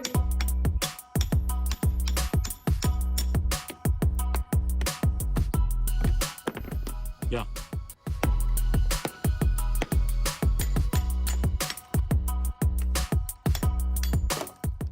Vabbè, è un po' forse esagerato, però è quello che va fatto ragazzi. Allora, per fare l'angolo aiutiamo con un pezzo di legno. Vedete come? Ora lo faccio vedere. E così in modo che facciamo l'angolo perfetto, no? Vai!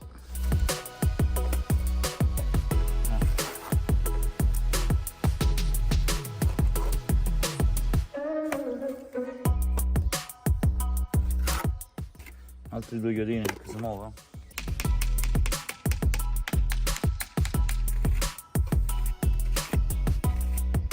Che pezzo di calcinaccio pure dentro, va bene.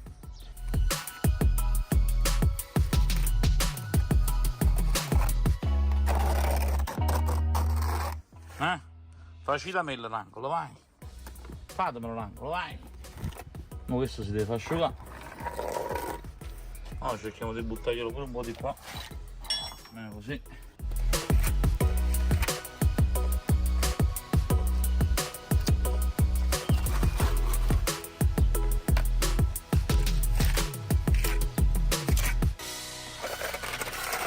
Guardate qua, questo mo si asciuga, si toglie il legno e si appare un altro poco qua. Non vi preoccupate i calcinacci, tipo dopo vengono alzati, raga. Che fate? Lascio così? No.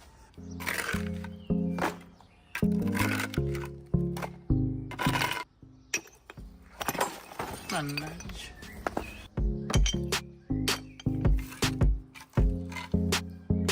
Allora, inchiodiamo una tavola in quel buco del bagno, poi andiamo fuori e lo appiliamo. Come abbiamo fatto là,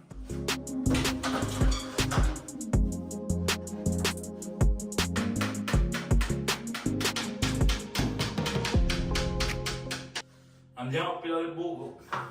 Almeno così quando gli buttiamo il cemento non esce di qua, no? Nice! Non nice per il microfono, Spero che si sente bene, ragazzi. Boh, ci sono rimasto male, raga. Quel coso costa un botto di 25-30 euro per un cosetto, perché l'iPhone 14 Pro Max c'ha Lightning. Se c'avevo il 15 era più facile, capito? C'ho il 15 o il 16, però si usa quello che si ha, no?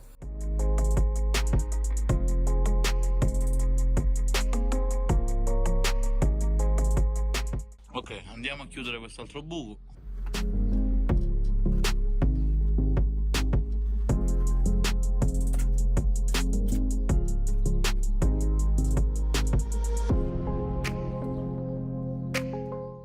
Parecchio bello profondo. Sì, dobbiamo mettere altro materiale.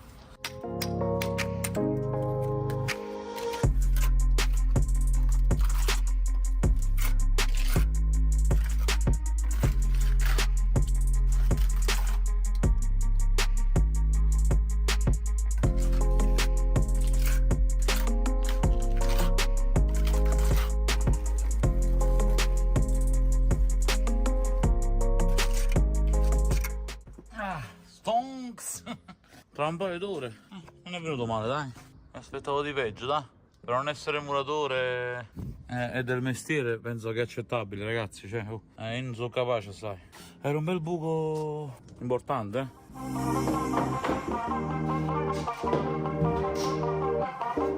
Adesso gli buttiamo qualche altro pezzo dentro. Bagnare è importante, perché sennò, ragazzi, non prende la roba, non prende. Iniziamo. Un po' di tegole rotte l'ho preso.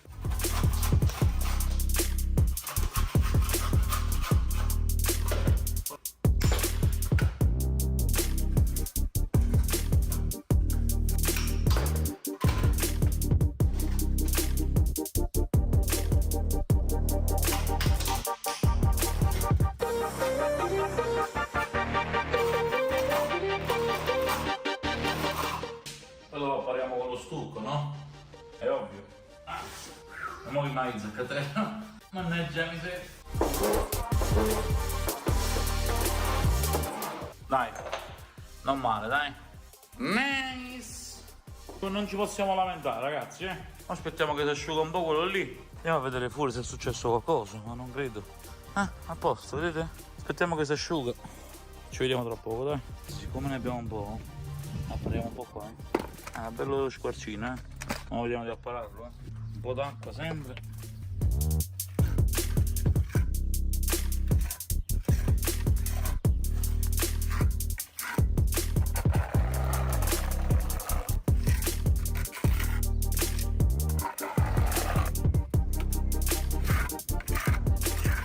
Poi con l'intonaco si va ad apparare un po', no?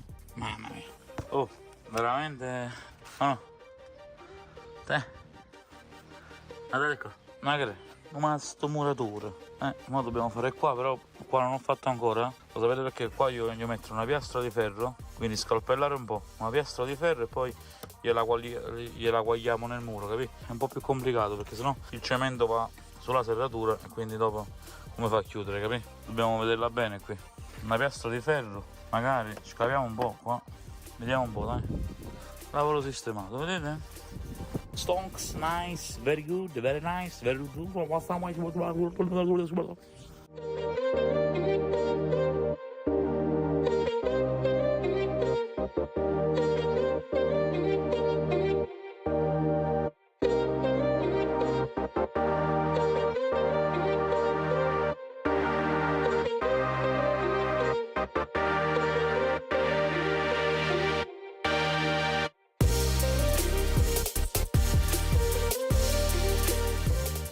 Abbiamo grattato, giusto un po', poi dopo gli passiamo il rasante, capito qua? Così almeno già me lo trovo fatto, capito? Ora andiamo dentro, dobbiamo fare un'altra cosa, raga, mi sono dimenticato, dobbiamo apparare sto buco, mamma mia, dobbiamo grattare un po', dai, andiamo, lavoraccio ragazzi, grattiamo un po' questa zona, vediamo cosa esce qua sotto.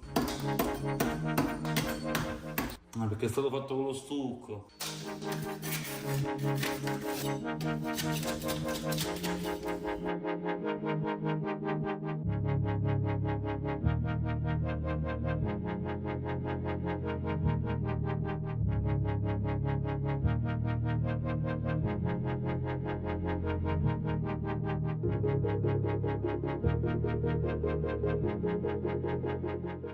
Vabbè, continuo dopo ragazzi, paga mangiare, un mangiare importante. Nice! Spero che si sente bene il video, mannaggia il microfono. No vabbè ragazzi, non ho parole, cioè 19 euro. Mannaggia la miseriaccia. Cioè per un cosetto così, 19 euro, ma stiamo scherzando? Cioè veramente non ho parole, cioè, però purtroppo mi serve, che devo fare? È la vita che me lo permette, mannaggia la miseriaccia. Allora, prova del 9, vediamo. Bello. Qua si appare con un po' di intonaco, perfetto, dai. Poi sta asciugando, deve diventare questo colore qua, voglio. Quando è diventato questo colore qua vuol dire che si è asciugato, ma ancora non si è asciugato, penso domani. Allora ora dobbiamo impastare un po'. Allora qui ho fatto una spazzata, questo è il risultato ragazzi dopo aver grattato. C'è pure il cappotto qua, non sapevo. Infatti mo qua gli buttiamo un po' di roba, qua gli dobbiamo tappare sto buco. Andiamo a fare sta roba, vediamo se tengo una retina, qualcosa, ma Qua bisogna mettere un po' di malta, qualcosa. Andiamo, dai, impastiamo un po'. Appariamo sto buco, qua dobbiamo chiudere. L'impianto elettrico, la corrente non c'è, ragazzi, quindi non c'è pericolo. Tranquilli, non c'è pericolo, la corrente non c'è. Non c'è né acqua né luce, per adesso. Poi devono fare i contratti e devono attivare le utenze. Sto avendo sta bottiglia contro i buchi di sopra. Non vi preoccupate, non c'è corrente qua, ragazzi. Va cambiato tutto. Un po' d'acqua.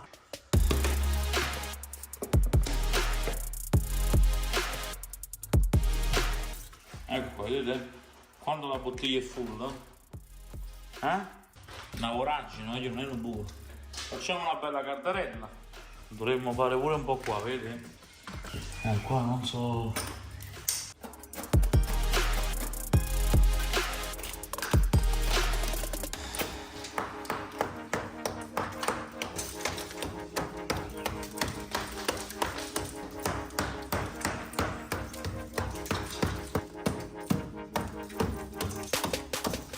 Mamma mia, raga.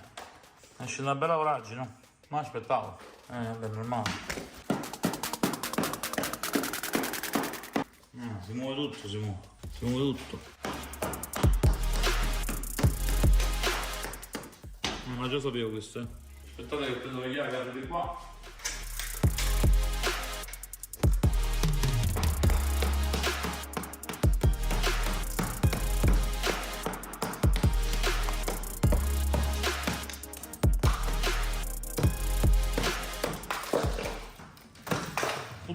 Tutto gonfio, raga.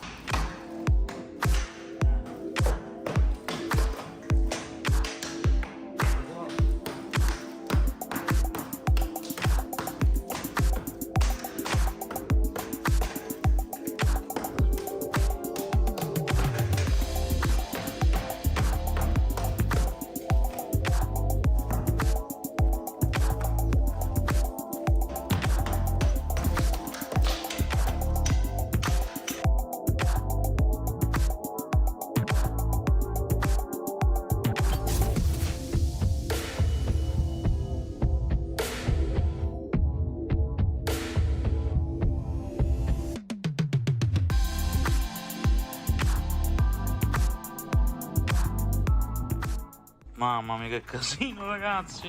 Ma per forza, voglio. Perché sennò sto da fare. Quindi vabbè, sicuramente via altre sacchette con questo qua. Non ce la faccio, però il lavoro è serio qua, Mamma mia. Ma aspettavo che se ne veniva tutto se ne è venuto. Passiamoci un po' di intonaca. Che danno. Questo non so. Impastiamo e mettiamocelo, dai. Perdiamo tempo, va.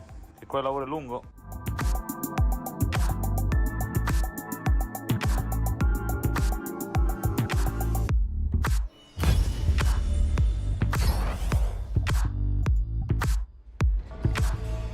Mettiamoci l'acqua.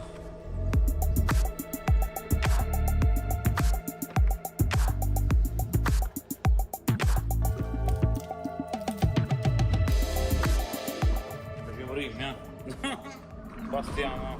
Perché aveva brutta la giù. Che danno.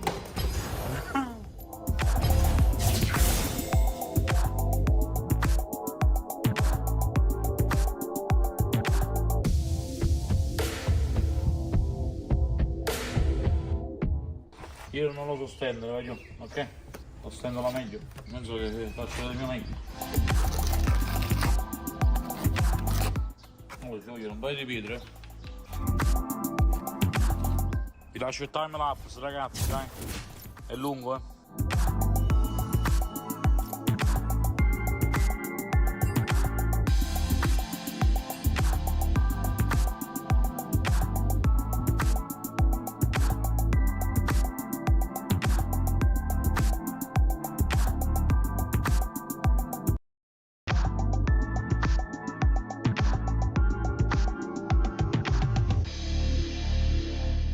Mamma mia, ragazzi. Allora, essere fattibile è fattibile, però va giù. Se sapevo, non gli toglievo proprio. Ce ne vuole troppa roba. È un bel fosso. Sta pure piovendo. E niente, sta pure piovendo, va giù. Vedete che si continua domani. Per forza. Devo pigliare altre 2 o 3 sacchette di intonaco. Esce come esce. Nel senso esce bene. Sto cercando un attimo di apparare.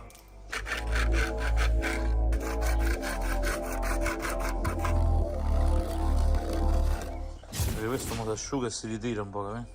Poi domani compro il frattazzo, tanto la prima va bene pure senza frattazzo, capì? La seconda col frattazzo facciamo. Qua dobbiamo studiarci un attimo qualcosa, tipo una piastra così di ferro. Mo vedo un po'. Qua mi sto fermo. Buonasera. Qua è tosto, Come faccio fatte me? No, mi sono pentito, ragazzi. Mi sono pentito veramente. Si sapeva, non toccava proprio. Mannaggia. Lo potevo Tipo a fermare, zero, no? aspetta un Facevo secondo. qua, ci avevo chiuso. Succede anche nelle migliori famiglie. Un'altra botta Prova a parlare? No, amico, c'è il microfono tipo a meno 100. Così mi senti meglio. Ah, ora meglio. Ok. Dicevo, sono anche in live su YouTube. Quindi. Ah, perfetto. Bomba.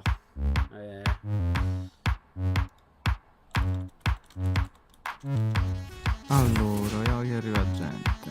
Minchia, si è fullata la lobby. Hai visto?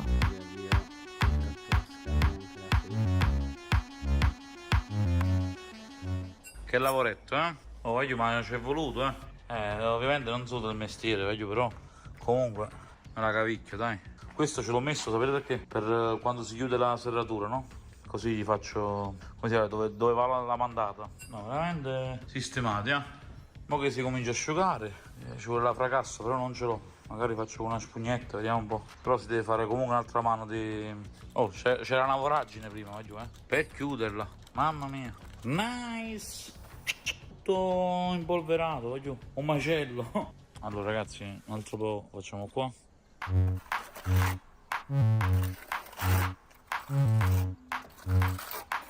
Dai, che posso uno al volo. Aspettiamo di essere 5. Facciamo un po' qua.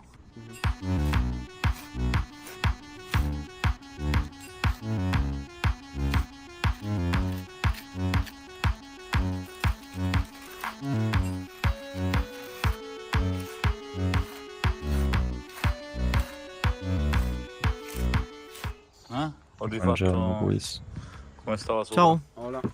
Piove ragazzi. Dobbiamo continuare. Che fate di bello? Ragazzi, non ce l'ho, domani la vado a comprare. Addirittura due? Beh, allora avete trovato già una persona. Eccomi qua. Perfetto, bomba. Sì. C'è l'invito qua in La chat? scopa pure è funzionata, Oh. Dobbiamo aspettare che si Sul asciuga un cerca altro player. poco, Sta piovendo ragazzi, sta piovendo. Non c'ho la fracassa, però faccio un po' con il pennello, dai. Cioè almeno le vostre voci sono in live su YouTube. Anche la partita. Oh, viene lo stesso, Ma la partita è in viene basso comunque destra. bene,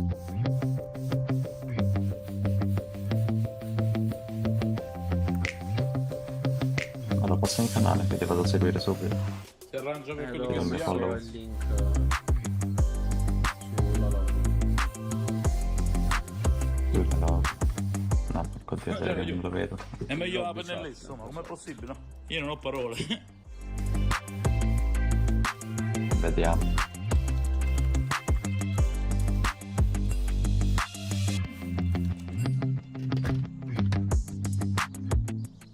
Penso che per oggi sto tizio abbiamo che mi finito. fa spaccare. Ho creato un muro. Si sta Veramente sistemando very la casa da nice. solo. Guarda che finto. Ma giù, spettacolare. Comunque, vabbè. Ma vediamo tipo domani. Michele Molteni.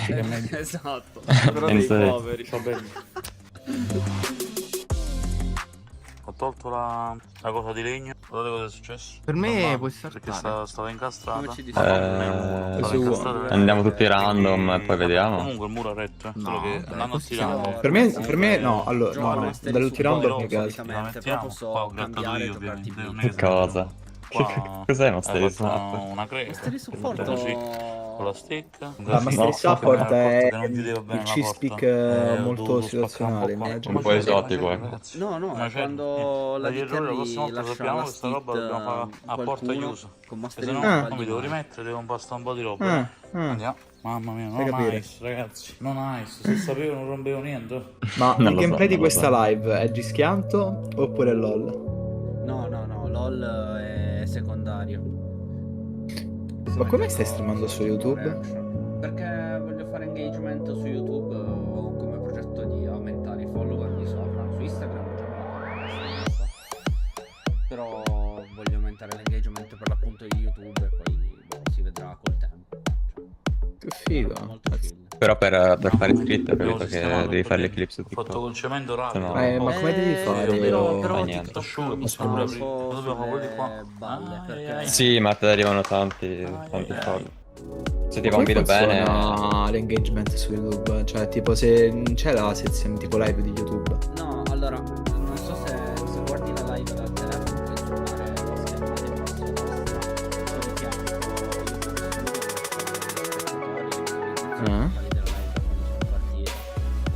con YouTube Studio su iPhone tipo puoi, come si dice, gestirti non le sponsorship, però se riesci ad arrivare a un tot di 1000 follower si asciuga un pochettino. Sì, era meglio. nella partnership di YouTube e Ho quindi messo un pezzo più piccolino in modo che si estrae, capito? Vabbè. Ho dovuto ricostruire tutto il muro.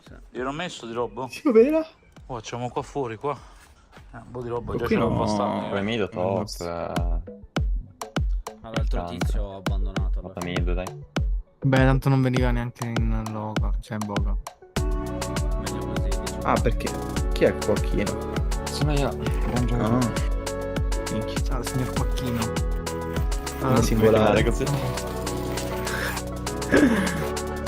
Ma aspetta, ma sei in qua, in lobby? Che hai scritto tu? Raga, suggeritemi un video da vedere. Vabbè, scusa. Al posto di Allora. poveri. Mo te lo vedo subito, aspetta come tu. Questo l'ho visto brutto, eh. Questo qua ce la siamo Nel visti video di brutto un attimo. Twinner. Ma questo è più facile, dai. Una volta che si sta cominciando a asciugare, un po' passiamo la pennelletta come ho fatto ieri là. Poi quando mettiamo la casetta fuori, tutto a posto, eh. Questo casco non è insensato. Signori, spacchiamo tutto. Andiamo a congiare tutta sta casetta, io. Andiamo a scassare tutte cose.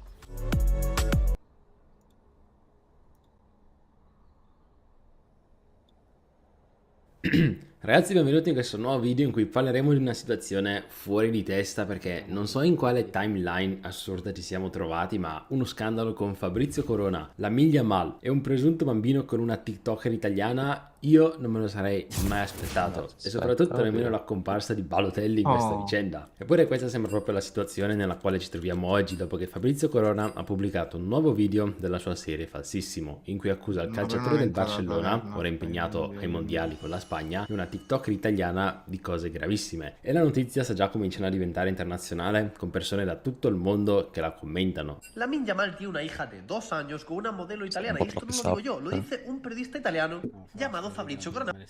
Prendendo questa notizia, l'unica cosa per la quale si parla dell'Italia durante questi mondiali. Ma nonostante questo ci sono... Ma veramente giochi solo Mastery Support? What the fuck? Sì. Ma io pensavo che sia... No. Ti va di giocarlo top? Ma che cosa è? No. Ah, Ma perché col collector? Sei proprio un tumore. Sì. Mamma mia. Ma Fenomenale. work poi, ma aspetta, che rank sei?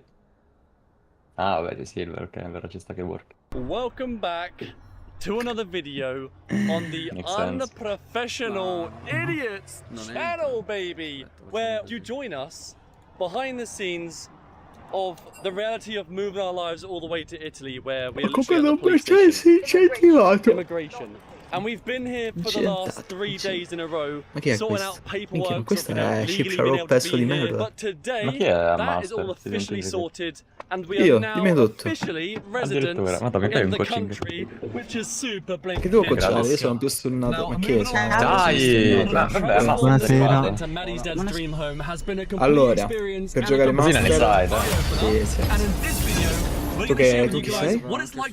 Io sono il mid. Ah, vabbè. No, ma Allora, comunque mid è top, semplicissimo. ma gioco top. Pushy wave, ganky top, ganky bot. Basta. Dipende con che champion. Vuoi giocare a obiettivo? Pushy wave e vai obiettivo. Basta, finito lì. No, ma comunque in genere gioco top, gioco solo no. Perfetto. Vabbè, che devi fare con Renekton? Praticamente ti metti davanti a wave e se prova la stittare i minion gli dai le pizze. Molto semplice ed efficace. Penso che sia la cosa migliore che ti possa mai accadere. Giocare con Renekton in main top. In che banno tipo farlo? Stai bannato. Dai. Aspetta, non cliccare. Aspetta, piccolo. Aspetta, mi far cliccare. as our knowledge goes with how to speak. So that's why Maddie spoke there, but have no idea what's in this, have no idea what flavor that cake is. Non so se giocare se non volevo giocare sì, per pure che c'è una skin nuova.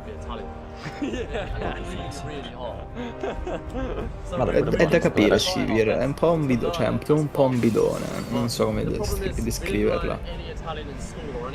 Secondo me in realtà è buona con la sensoria, la sensoria per Infinity Edge e LDR. Ah, mid giocate a P o di? Che cazzo che vuoi? Va bene tutto. Posso giocare pure ai Galio perché non c'aveva una fama.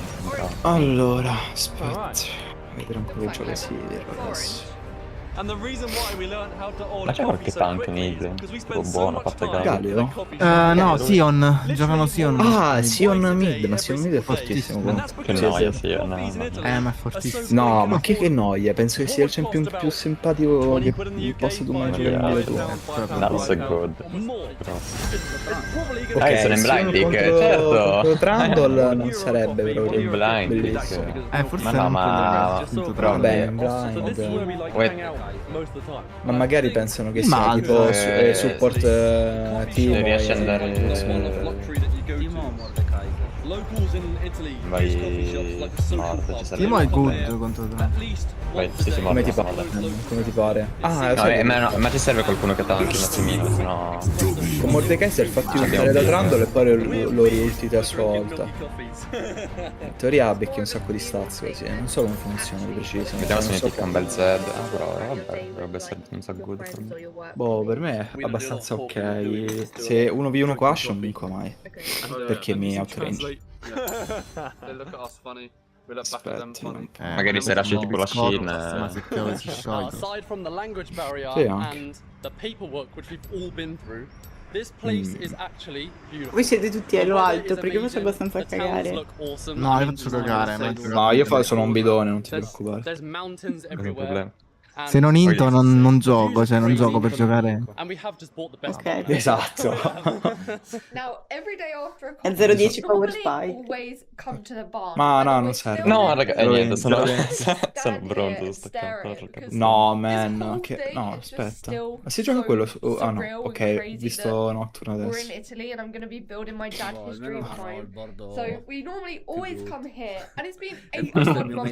Ce l'ho io. Però il bordino contro Orianna così sta bene. È marroncino. Sì, è vero, posso dirti. C'ha il suo stile. Io ce l'avevo una pezza di scampero Orianna, dove cazzo è finito? Ma in teoria quanta armor ti ruba Trundle? Mi sa che è tipo il 20% instant, cioè appena la clicca, e 5% ogni secondo per 5 secondi? Può essere? Non lo so. E cioè, ma te la ruba o lo usa tipo come potenziamento per... Te la ruba, tipo napoletano. E allora sì, devi ultare sempre quando ti ulta Trundle. Però aspetta, non so se gli dà stats a Trundle, sai? Mi sa che te la toglie solo dopo, può essere? Boh, non ti so, aspetta, vado a controllare un attimo. Signor Quacchino 05, mi guarderesti Raptors per favore? Va bene, patatino mio. Allora, Trundle sì. Cioè la prende proprio, la ruba proprio. Ah sì, la ruba. Volete invadere? No. Controlli sì in Trundle, c'è scopo. Pretty much. Andavamo qua. No. E se veniva trash poi era ancora più bello.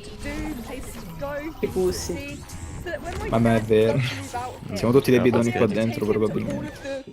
Hai detto che se scarsa già vuoi invadere, cioè noi non sappiamo cos'è. Esatto. Vabbè, limit testing è buono, sì. Ma in baby non c'è fare. Link livello 1 contro Aurora.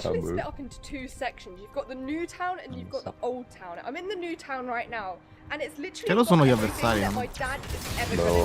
Mi sa Diamond, Vabbè, bidone. Trundle ti va all-in e ti scassa sempre.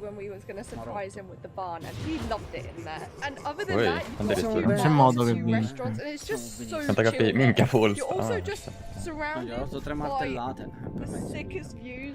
Look at that. Ah, They bello, never bello. get old. Ok, But that is Sono not proprio actually ignorante. what this place is known for. Oh my god. Ah, penso che livello 3 lo puoi matchare pure. This is what they Mazza, Vabbè, ora non c'è. Mordekaiser è rotto come c'è. a whole village Però sarei andato community d'ora in ring, built sai. on top of these rocks. Crazy. With this Ok, Lisina ha sortato bot. Honestly, guys, this is the first time Ah, I've been buonissimo to this sta cosa. part, Sì. but just check this out. It has Il nostro gameplay in bot sarà tipo push la wave e basta. Giochiamo Se dai aspetta il mio tappi 6, sicuri. poi ci penso io. of Italy. Cerca solo di non dare troppissime kill a Trundle. Madness. Look, they've even got a little tiny home down here.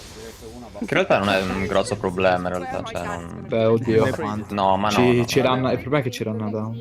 Yeah. Lo ult. So this looks like some kind of ruins down Che non ci abbiamo troppi danni all'inizio, il problema è che spike bene. And this is a church, I think, anyway. And this is like all the village area. So we're going to take you into this so that you guys can see what it's like because it's nuts. Se vuoi mid, cioè ora la uccidiamo un secondo. No, aspetta, Se vuoi. aspetta. Vuoi clear? Ok, vabbè. Sì, io gioco contro lì. Preferisco niente. Nox non ha un gran potential. Ok, vabbè, un bidone. Beh, ecco, lei arrivavi magari. Riusciamo a fare qualcosa. Nostro. I'm going to go down there. Non muoio. Se mi upca ci sono. A posto. Non pushare, non ti consiglio di non pushare con Attenti top, sì, attenti top ce li siamo. Vabbè, adesso becchiamo. Push a wave. Sta tipo quali siamo, bravo. Madonna che da... Meta vita con colpo attacco. Allora ascoltami, puoi andare su Trundle, fagli una bella E in faccia. Quello lì, sì. Non è un problema. Vincete, io posso provare a venire top, però non c'ho i danni, non c'ho niente. Vai su Trundle che non ha flash. Buono. Bravi. Devo lasciargli lo scatto purtroppo. Ma non fa niente. Pusha questa veloce e poi becca subito.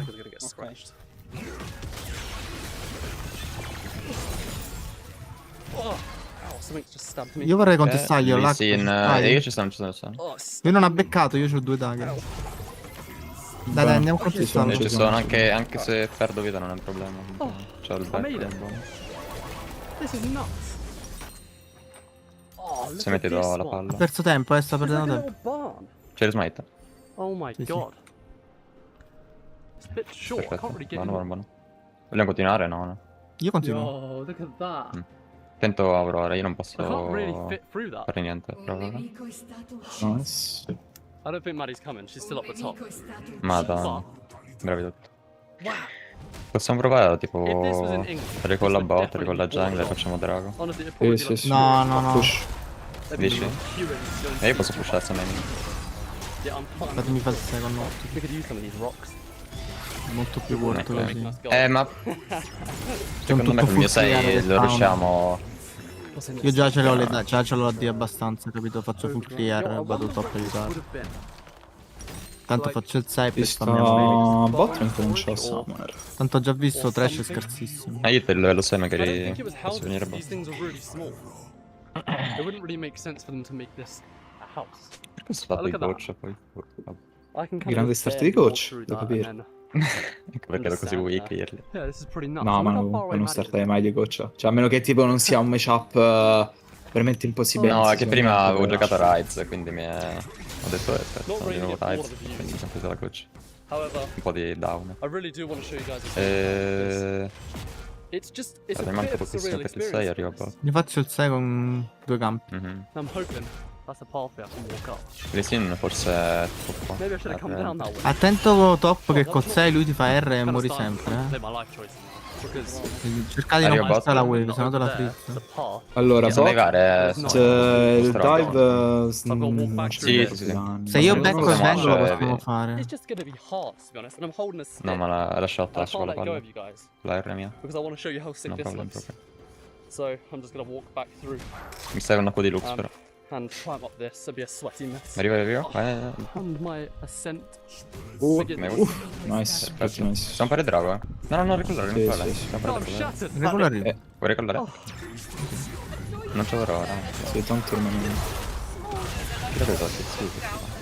Sì, sì. C'è il re-up, posso prima pure invadere, tanto di fin è la metà di me. Now I know why. God, that's hard work. I'm sweating. You take the stick. Io però non c'ho il re per il drago. Quindi... Fisina è qua. No, starà coverando lì. Io continuo a vedere Yuk schivati, ma mi piglia lo stesso. C'è Aurora che arriva da me. Aurora si botte. Peccato. Arrivo. Però io non posso c'è. one-shottare Ash se volete. Vai, ci siamo. Secondo me è meglio se fossimo Aurora, che se ulta. Sì, se facciamo il drago è finito. Ecco. Ash non è. Però se Ash sta qua. È un minion. Faccio finta di fare ogni volta. Oh, invece, no? Sei partito. Ok, Aurora. Nice. Buono. C'è Lissin che viene da me. Forse. Possiamo fightarli ancora. Sì. E non c'è R però io. Allora, io non c'ho né R né mana. Cioè, tipo, riusciamo solo a gli fare auto. Mi curo un attimo. Vabbè, ma ignaro. Purtroppo così. Ci sarebbe. Ci sono? No, volevo farlo venire, lo so. Vai, perfetto, Drake. Vogliamo startare Drago e... Sì, fa lo facciamo smite. Drake. No, non possiamo contestare. E c'è R, vabbè, gli metto la palla davanti.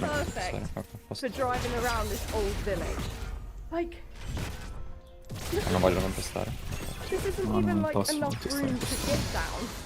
Forse se ti pava trandola, non ce l'ho. Io vado a fare pure l'arca a breve. Riusciamo a fare qualcosa mid che c'è R? Allora, c'è Trando in questa giungla. Però voglio fare Caos, sì, ma sto cazzo. No, li possiamo contestare perché abbiamo la ulti di Mord di Orianna. C'ho anche la necessità. Quindi è contestabilissimo. Perché se Morde mi ulta Trando noi usciamo. Becco che c'ho 1000 gold. Vieni col tipo. Io becco pure. No, ma non serve tipo R. Guarda, non stanno qua. No, startare no, non so dove è Aurora. Sì, ma... Trando si sta rubando. Arrivo. Grazie per il punto. Possiamo fightare. Se vuole Dalle top, io ragazzi. Mettiamo 18 secondi, che io ho la R e facciamo una combo. Ok, cosa fare con Orianna? Sì. Ho giocato bene 3 volte nella mia vita. Perfetto. Vabbè, per farti la ER in faccia. Non è così difficile. Preferirei focussare Lissin con la combo, non Aurora che scappa facilmente. Va bene.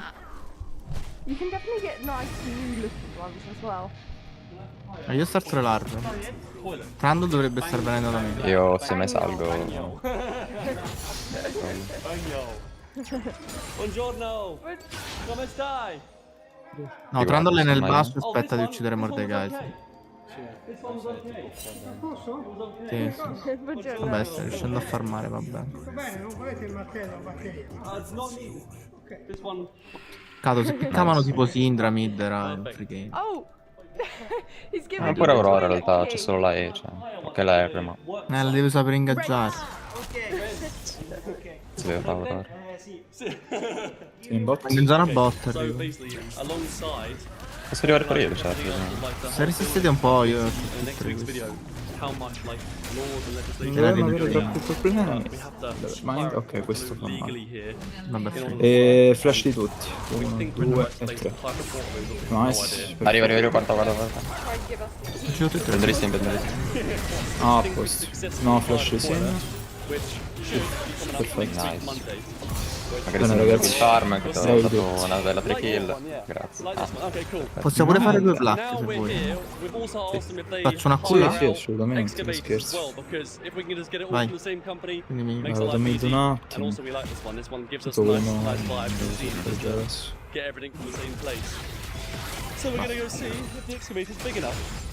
Faccio full clear ragazzi, torno con la R. Giochiamo per il drago. Un drago di merda. Faccio una wave e poi ritorno. Però potrebbe uscire Infernal Mountain. O quell'altro della nuvola pure. Ci piacciono tutti. Posto. The most important thing for us is to talk. Because does this one come off? Questo è andato Bruiser, sai? Su Nocturne. Io non mi piace giocare Bruiser, soprattutto in flex. Ma X-Blade è fortissimo. Non è il mio playstyle, capito? Sì, vabbè. Se gioco a Bruiser gioco... Vabbè, però già con l'Electrocute secondo me ci può stare andare Letality. Sì, ma comunque che c'è Trundle che...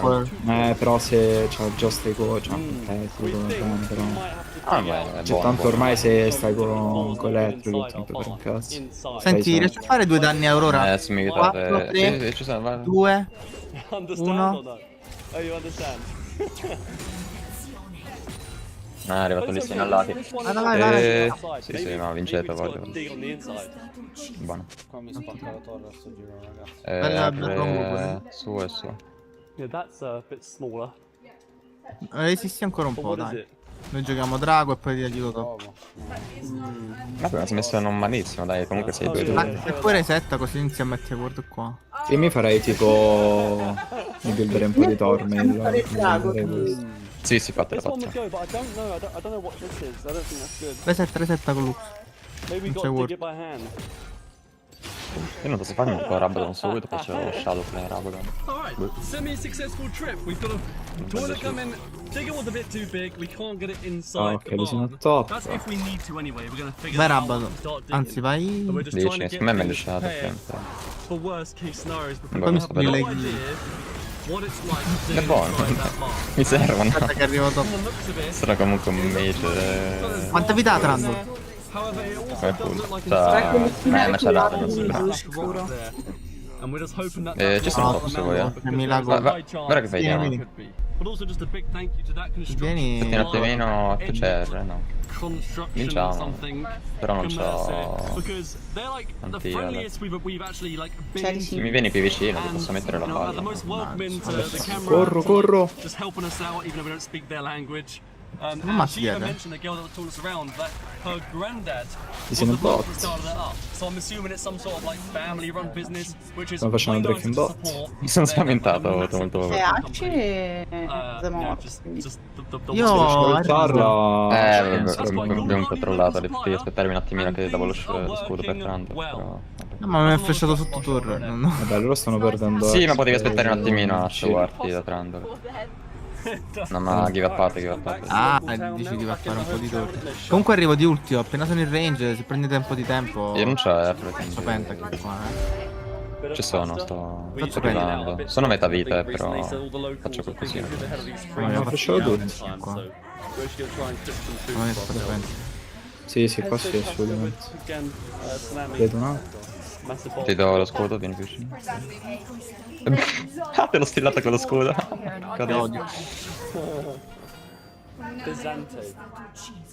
Con cosa gioco. Te l'ho rubato con questa qua. Ti volevo mettere lo scudo, te l'ho rubato. No, vabbè. Ti ho fatto bene. 70 di danno, che cazzo di cane. Vabbè, ma salvo. Chi? Ok. Arrivo, ragazzi, mi dovremmo nel Mordekaiser. Però mi serve un vision, non ho paura di partecipare alle gate. Ok. Non devi fare a me però. Dai, la presoriamo. Non è vero, vabbè, comunque. Vabbè, free win. C'è trash qua a rompere i coglioni. Lascio Mi beccato. sa che vogliono giocare per Herald, lo sto staffando il trash. Lax, anche midi. Ciao. No, ma non c'era, non uccidiamo. Vabbè, io faccio... Ecco, vedi? 2-1. Ma l'ammazzo. Non c'ho flash tanto. Allora, posto. Beh, ne vai. No, il mio win. Bravo. Oh yeah, and that is one other thing. The whole town, halfway through the day, just shuts from like 12:30 to like 4. And attenzione che l'Isim può sempre entrare. Certo.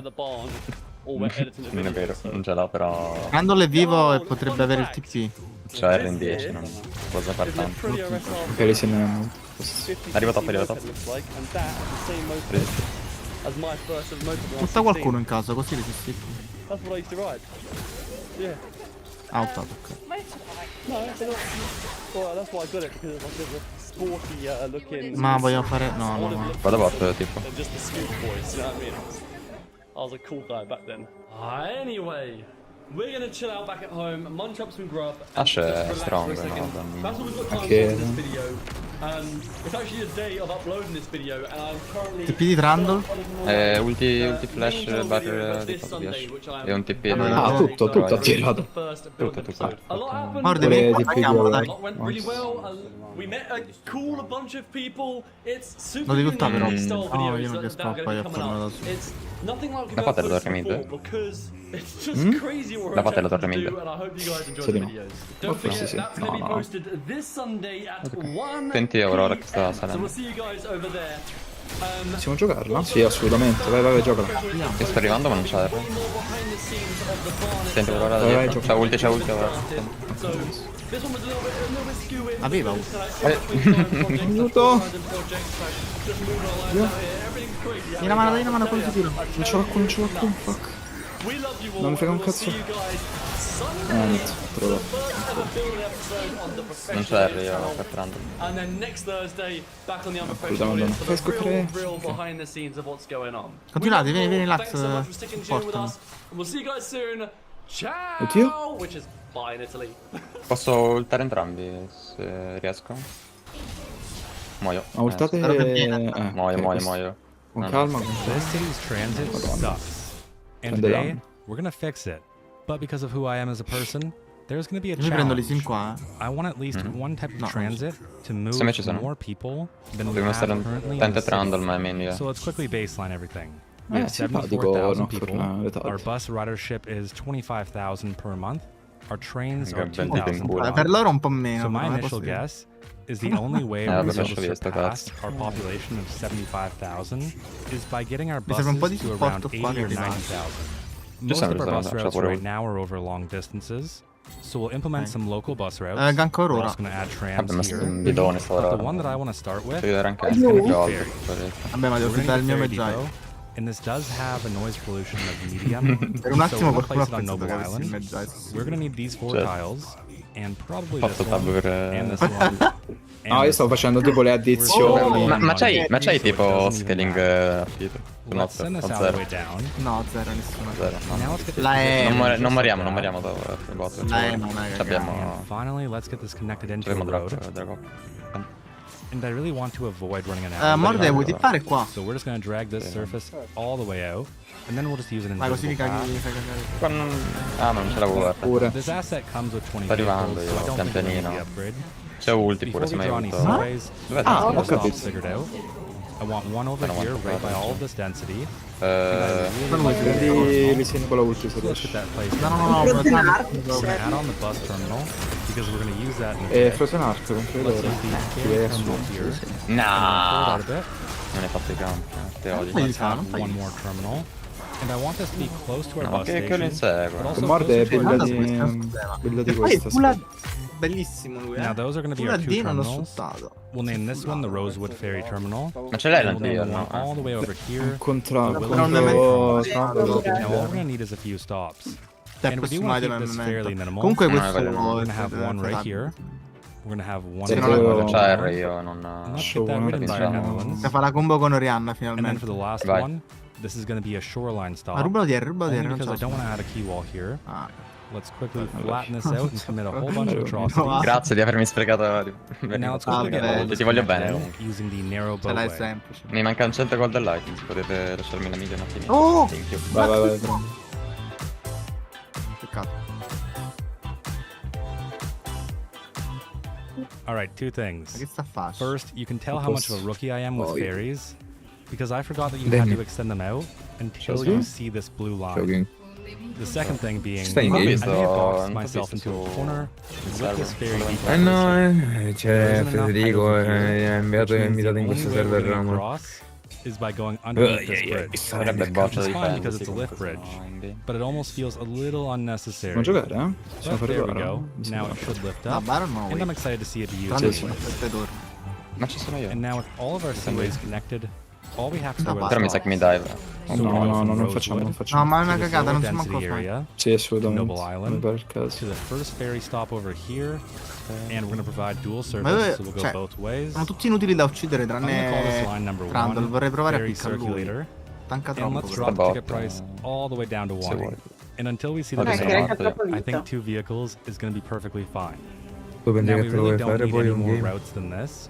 Ferries are typically very difficult to earn a profit with. Ma sì, dai, un game If sì. they're not earning a profit or the demand isn't there, CS? then more routes just won't be added. Beh, non è che ci sono altre And there we opzioni. go, we can actually see them. And let's make this a nice yellowy orange color. Diciamo che League of Legends è un po' All of out you are in getting questo recolored. Enjoy. in questo momento. Mi riuscite a aiutare con Trando? Wait, what? I just spawned another boat by clicking on it. There's another boat. Fammi dai. Did we just discover an infinite boat hack? Anyways, with our ferries done, we're gonna get Caso that scrivimi un messaggio quando vuoi che io sono cioè sono da fine. So let's move on to phase 2. We're gonna implement some basic trams here. Even though it looks like everything is permanent, it's best if we just ignore that and turn our attention somewhere else. If we're gonna implement trams, the first thing that we need is a tram depot. To unlock trams. Now we've really only got 2 options for a tram depot. This big old massive one, or this much more reasonable small one. We're gonna place that a little bit closer to our expressway. Quanto mi manca per... And because the vanilla trams are a bit non c'hanno, ma non c'hanno. I downloaded the new version. Ma guarda che non And they just sottovalutare. look so much better. Either way, let's get this connected into our road.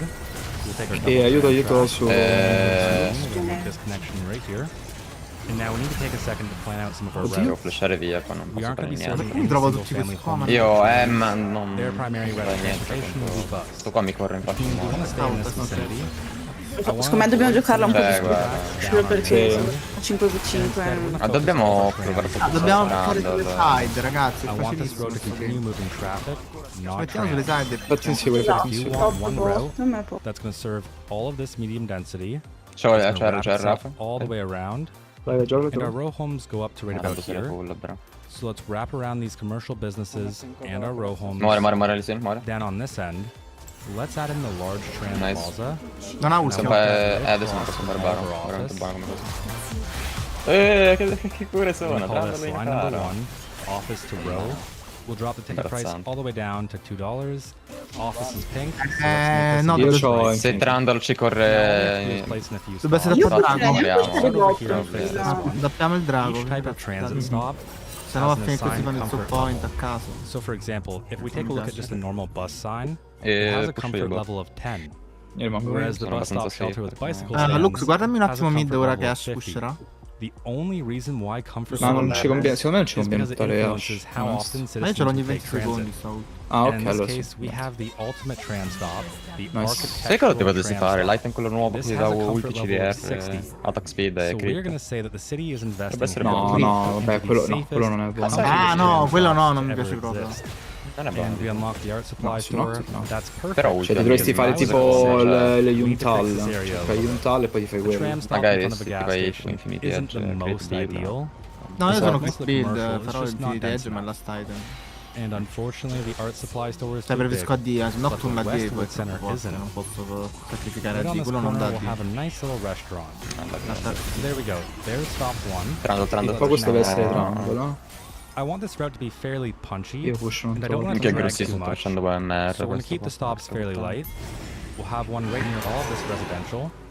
Dai, abbiamo la prio And then ovunque, dai, lastly, possiamo we'll farlo have su one Trundle. more Sì, right c'è anche here. R, se me metto la Even palla, though there spingo via isn't a single bit of Trundle. development. O no? We'll justify that Quindi sì, later, non don't vedo. worry. Ah, prendo le top, perfetto, Drake allora. And honestly, it's beautiful.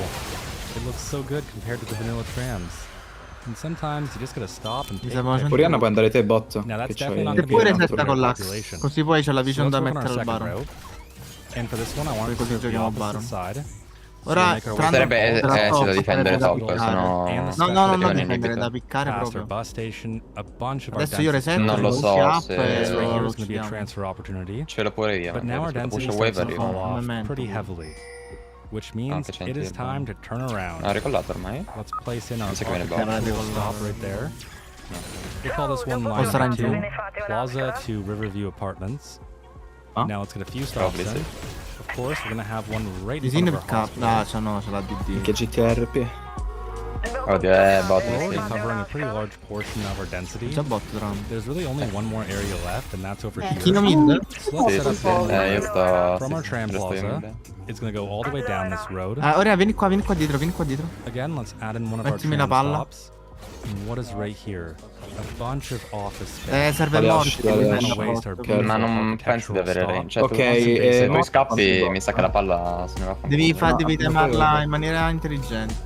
Aspetta. Ma aspetta un attimo, Now it's not aspetta. completely awful. Quindi, però We have a perché bit se more esci così vedi density. che la palla va via. And overall, Sì, non it's just more devi walkable. camminare con me verso Now, i before I nemici. get too off track, Ecco, andiamo Ma se tu ulti road via... No, fidati, we will fidati call che this no problem. number Va bene, vai. three. devi ultare mentre vado, mentre spingo. Only because Vai. that is exactly what this office is Arriva, called. vai con calma, Tirando il però ci fa, Some weird green color. Cioè tutte le Mi dovete cose. aspettare subito appena che fai. Wherever Route 3 intersects with another line. Non possiamo lasciare noi, tipo, non possiamo fare questi rush noi. The big one is obviously going to be Porco di sì, non è Prendo meglio. più veloci di voi, ragazzi. Da tippare. Allora sì. Cioè, è tipo in Mordekaiser in botte. Qui in morte in botte. Yeah, it's definitely Morte in doable. botte, if I vai. wanna get No, vabbè, Morte, vai, botte. prendete il inhibitor. Morde di right in the middle of the road. Yeah, let's move this over a bit. Nothing broke. No, e non morire, mi raccomando, questo ti dai, va al 18. Fai solo la wave, la wave. And for our trams, Raga, dovete this is beccare where questo we're gonna view. call it. There just isn't enough Fai density minion. to justify Ma non ce l'hai ancora any l'antia, more. King. So now let's quickly check in on what our monthly ridership E is. invece sì che For chiudi. buses, we're currently at 10 secondi, 10 secondi. trains 2000, 10.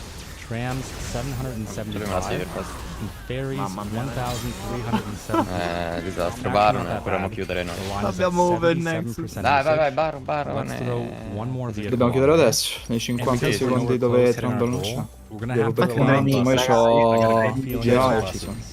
Che Baron, Let's start ora from mettimi la Noble palla, Island. andiamo in facciamo. And of course, we have the architectural Vabbè. bus stop shelter, which we are definitely going to be using because it has a comfort of 6 Mettiamoci qua, c'è una bella Now, trappola, the key metti thing la about palla a Noble me. Island is it's pretty Arrivo. small. And I know that Vai I ora? definitely want to bring people to Oracle Bello, Park, nice, and I wanna subito, drop them subito. off. Andiamo. We're going to need somewhere to loop around. Morde, tanca tu il Baron, per favore. The length of these Ma stops che mid laner avete, is ragazzi? ridiculous. So let's add a nose Ma to livelli it, dei and challenger. then one more right there. Ma Once meglio, we're past Oracle Park, il team lo there's stilla one al super important 100%, stop we need to make. Wait a minute, what is going on? 800 Ma Oddio, porca. però 1440, Yeah, I can questo è definitely see how that might be a problem. Io entro Our su long Ash. usage is only 69%. Vai. It only has 206 passengers. Non c'è. Non ce l'ho. So I'm starting to feel like Sta this is ficcando. lying to me. C'è I can Trundle clearly lei. see Dobbiamo... Basta. 800 passengers waiting, and C'è there's Trundle more vivo, coming. Ok. Let's increase Quello the di speed of Fabot vehicles. abbiamo chiuso. Sono That's io. because this can only hold Oddio, 100 non lo posso passengers. difendere Trundle. And if we're going to consistently have Trundle è molto 800 people waiting, the least we could do is provide 8 Ragazzi, vehicles. tipo a bot And to abbiamo make chiuso. matters worse, we're going to have a Salviamoci bus che stop here. Arriva, and another c'è one right here, c'è R di which means we're notturno. going to be bringing even Ok, more people 17, ok, to abbiamo this l'R che area. mava. So we'll Ma let that chi è sort che itself difende il out bot? for a second.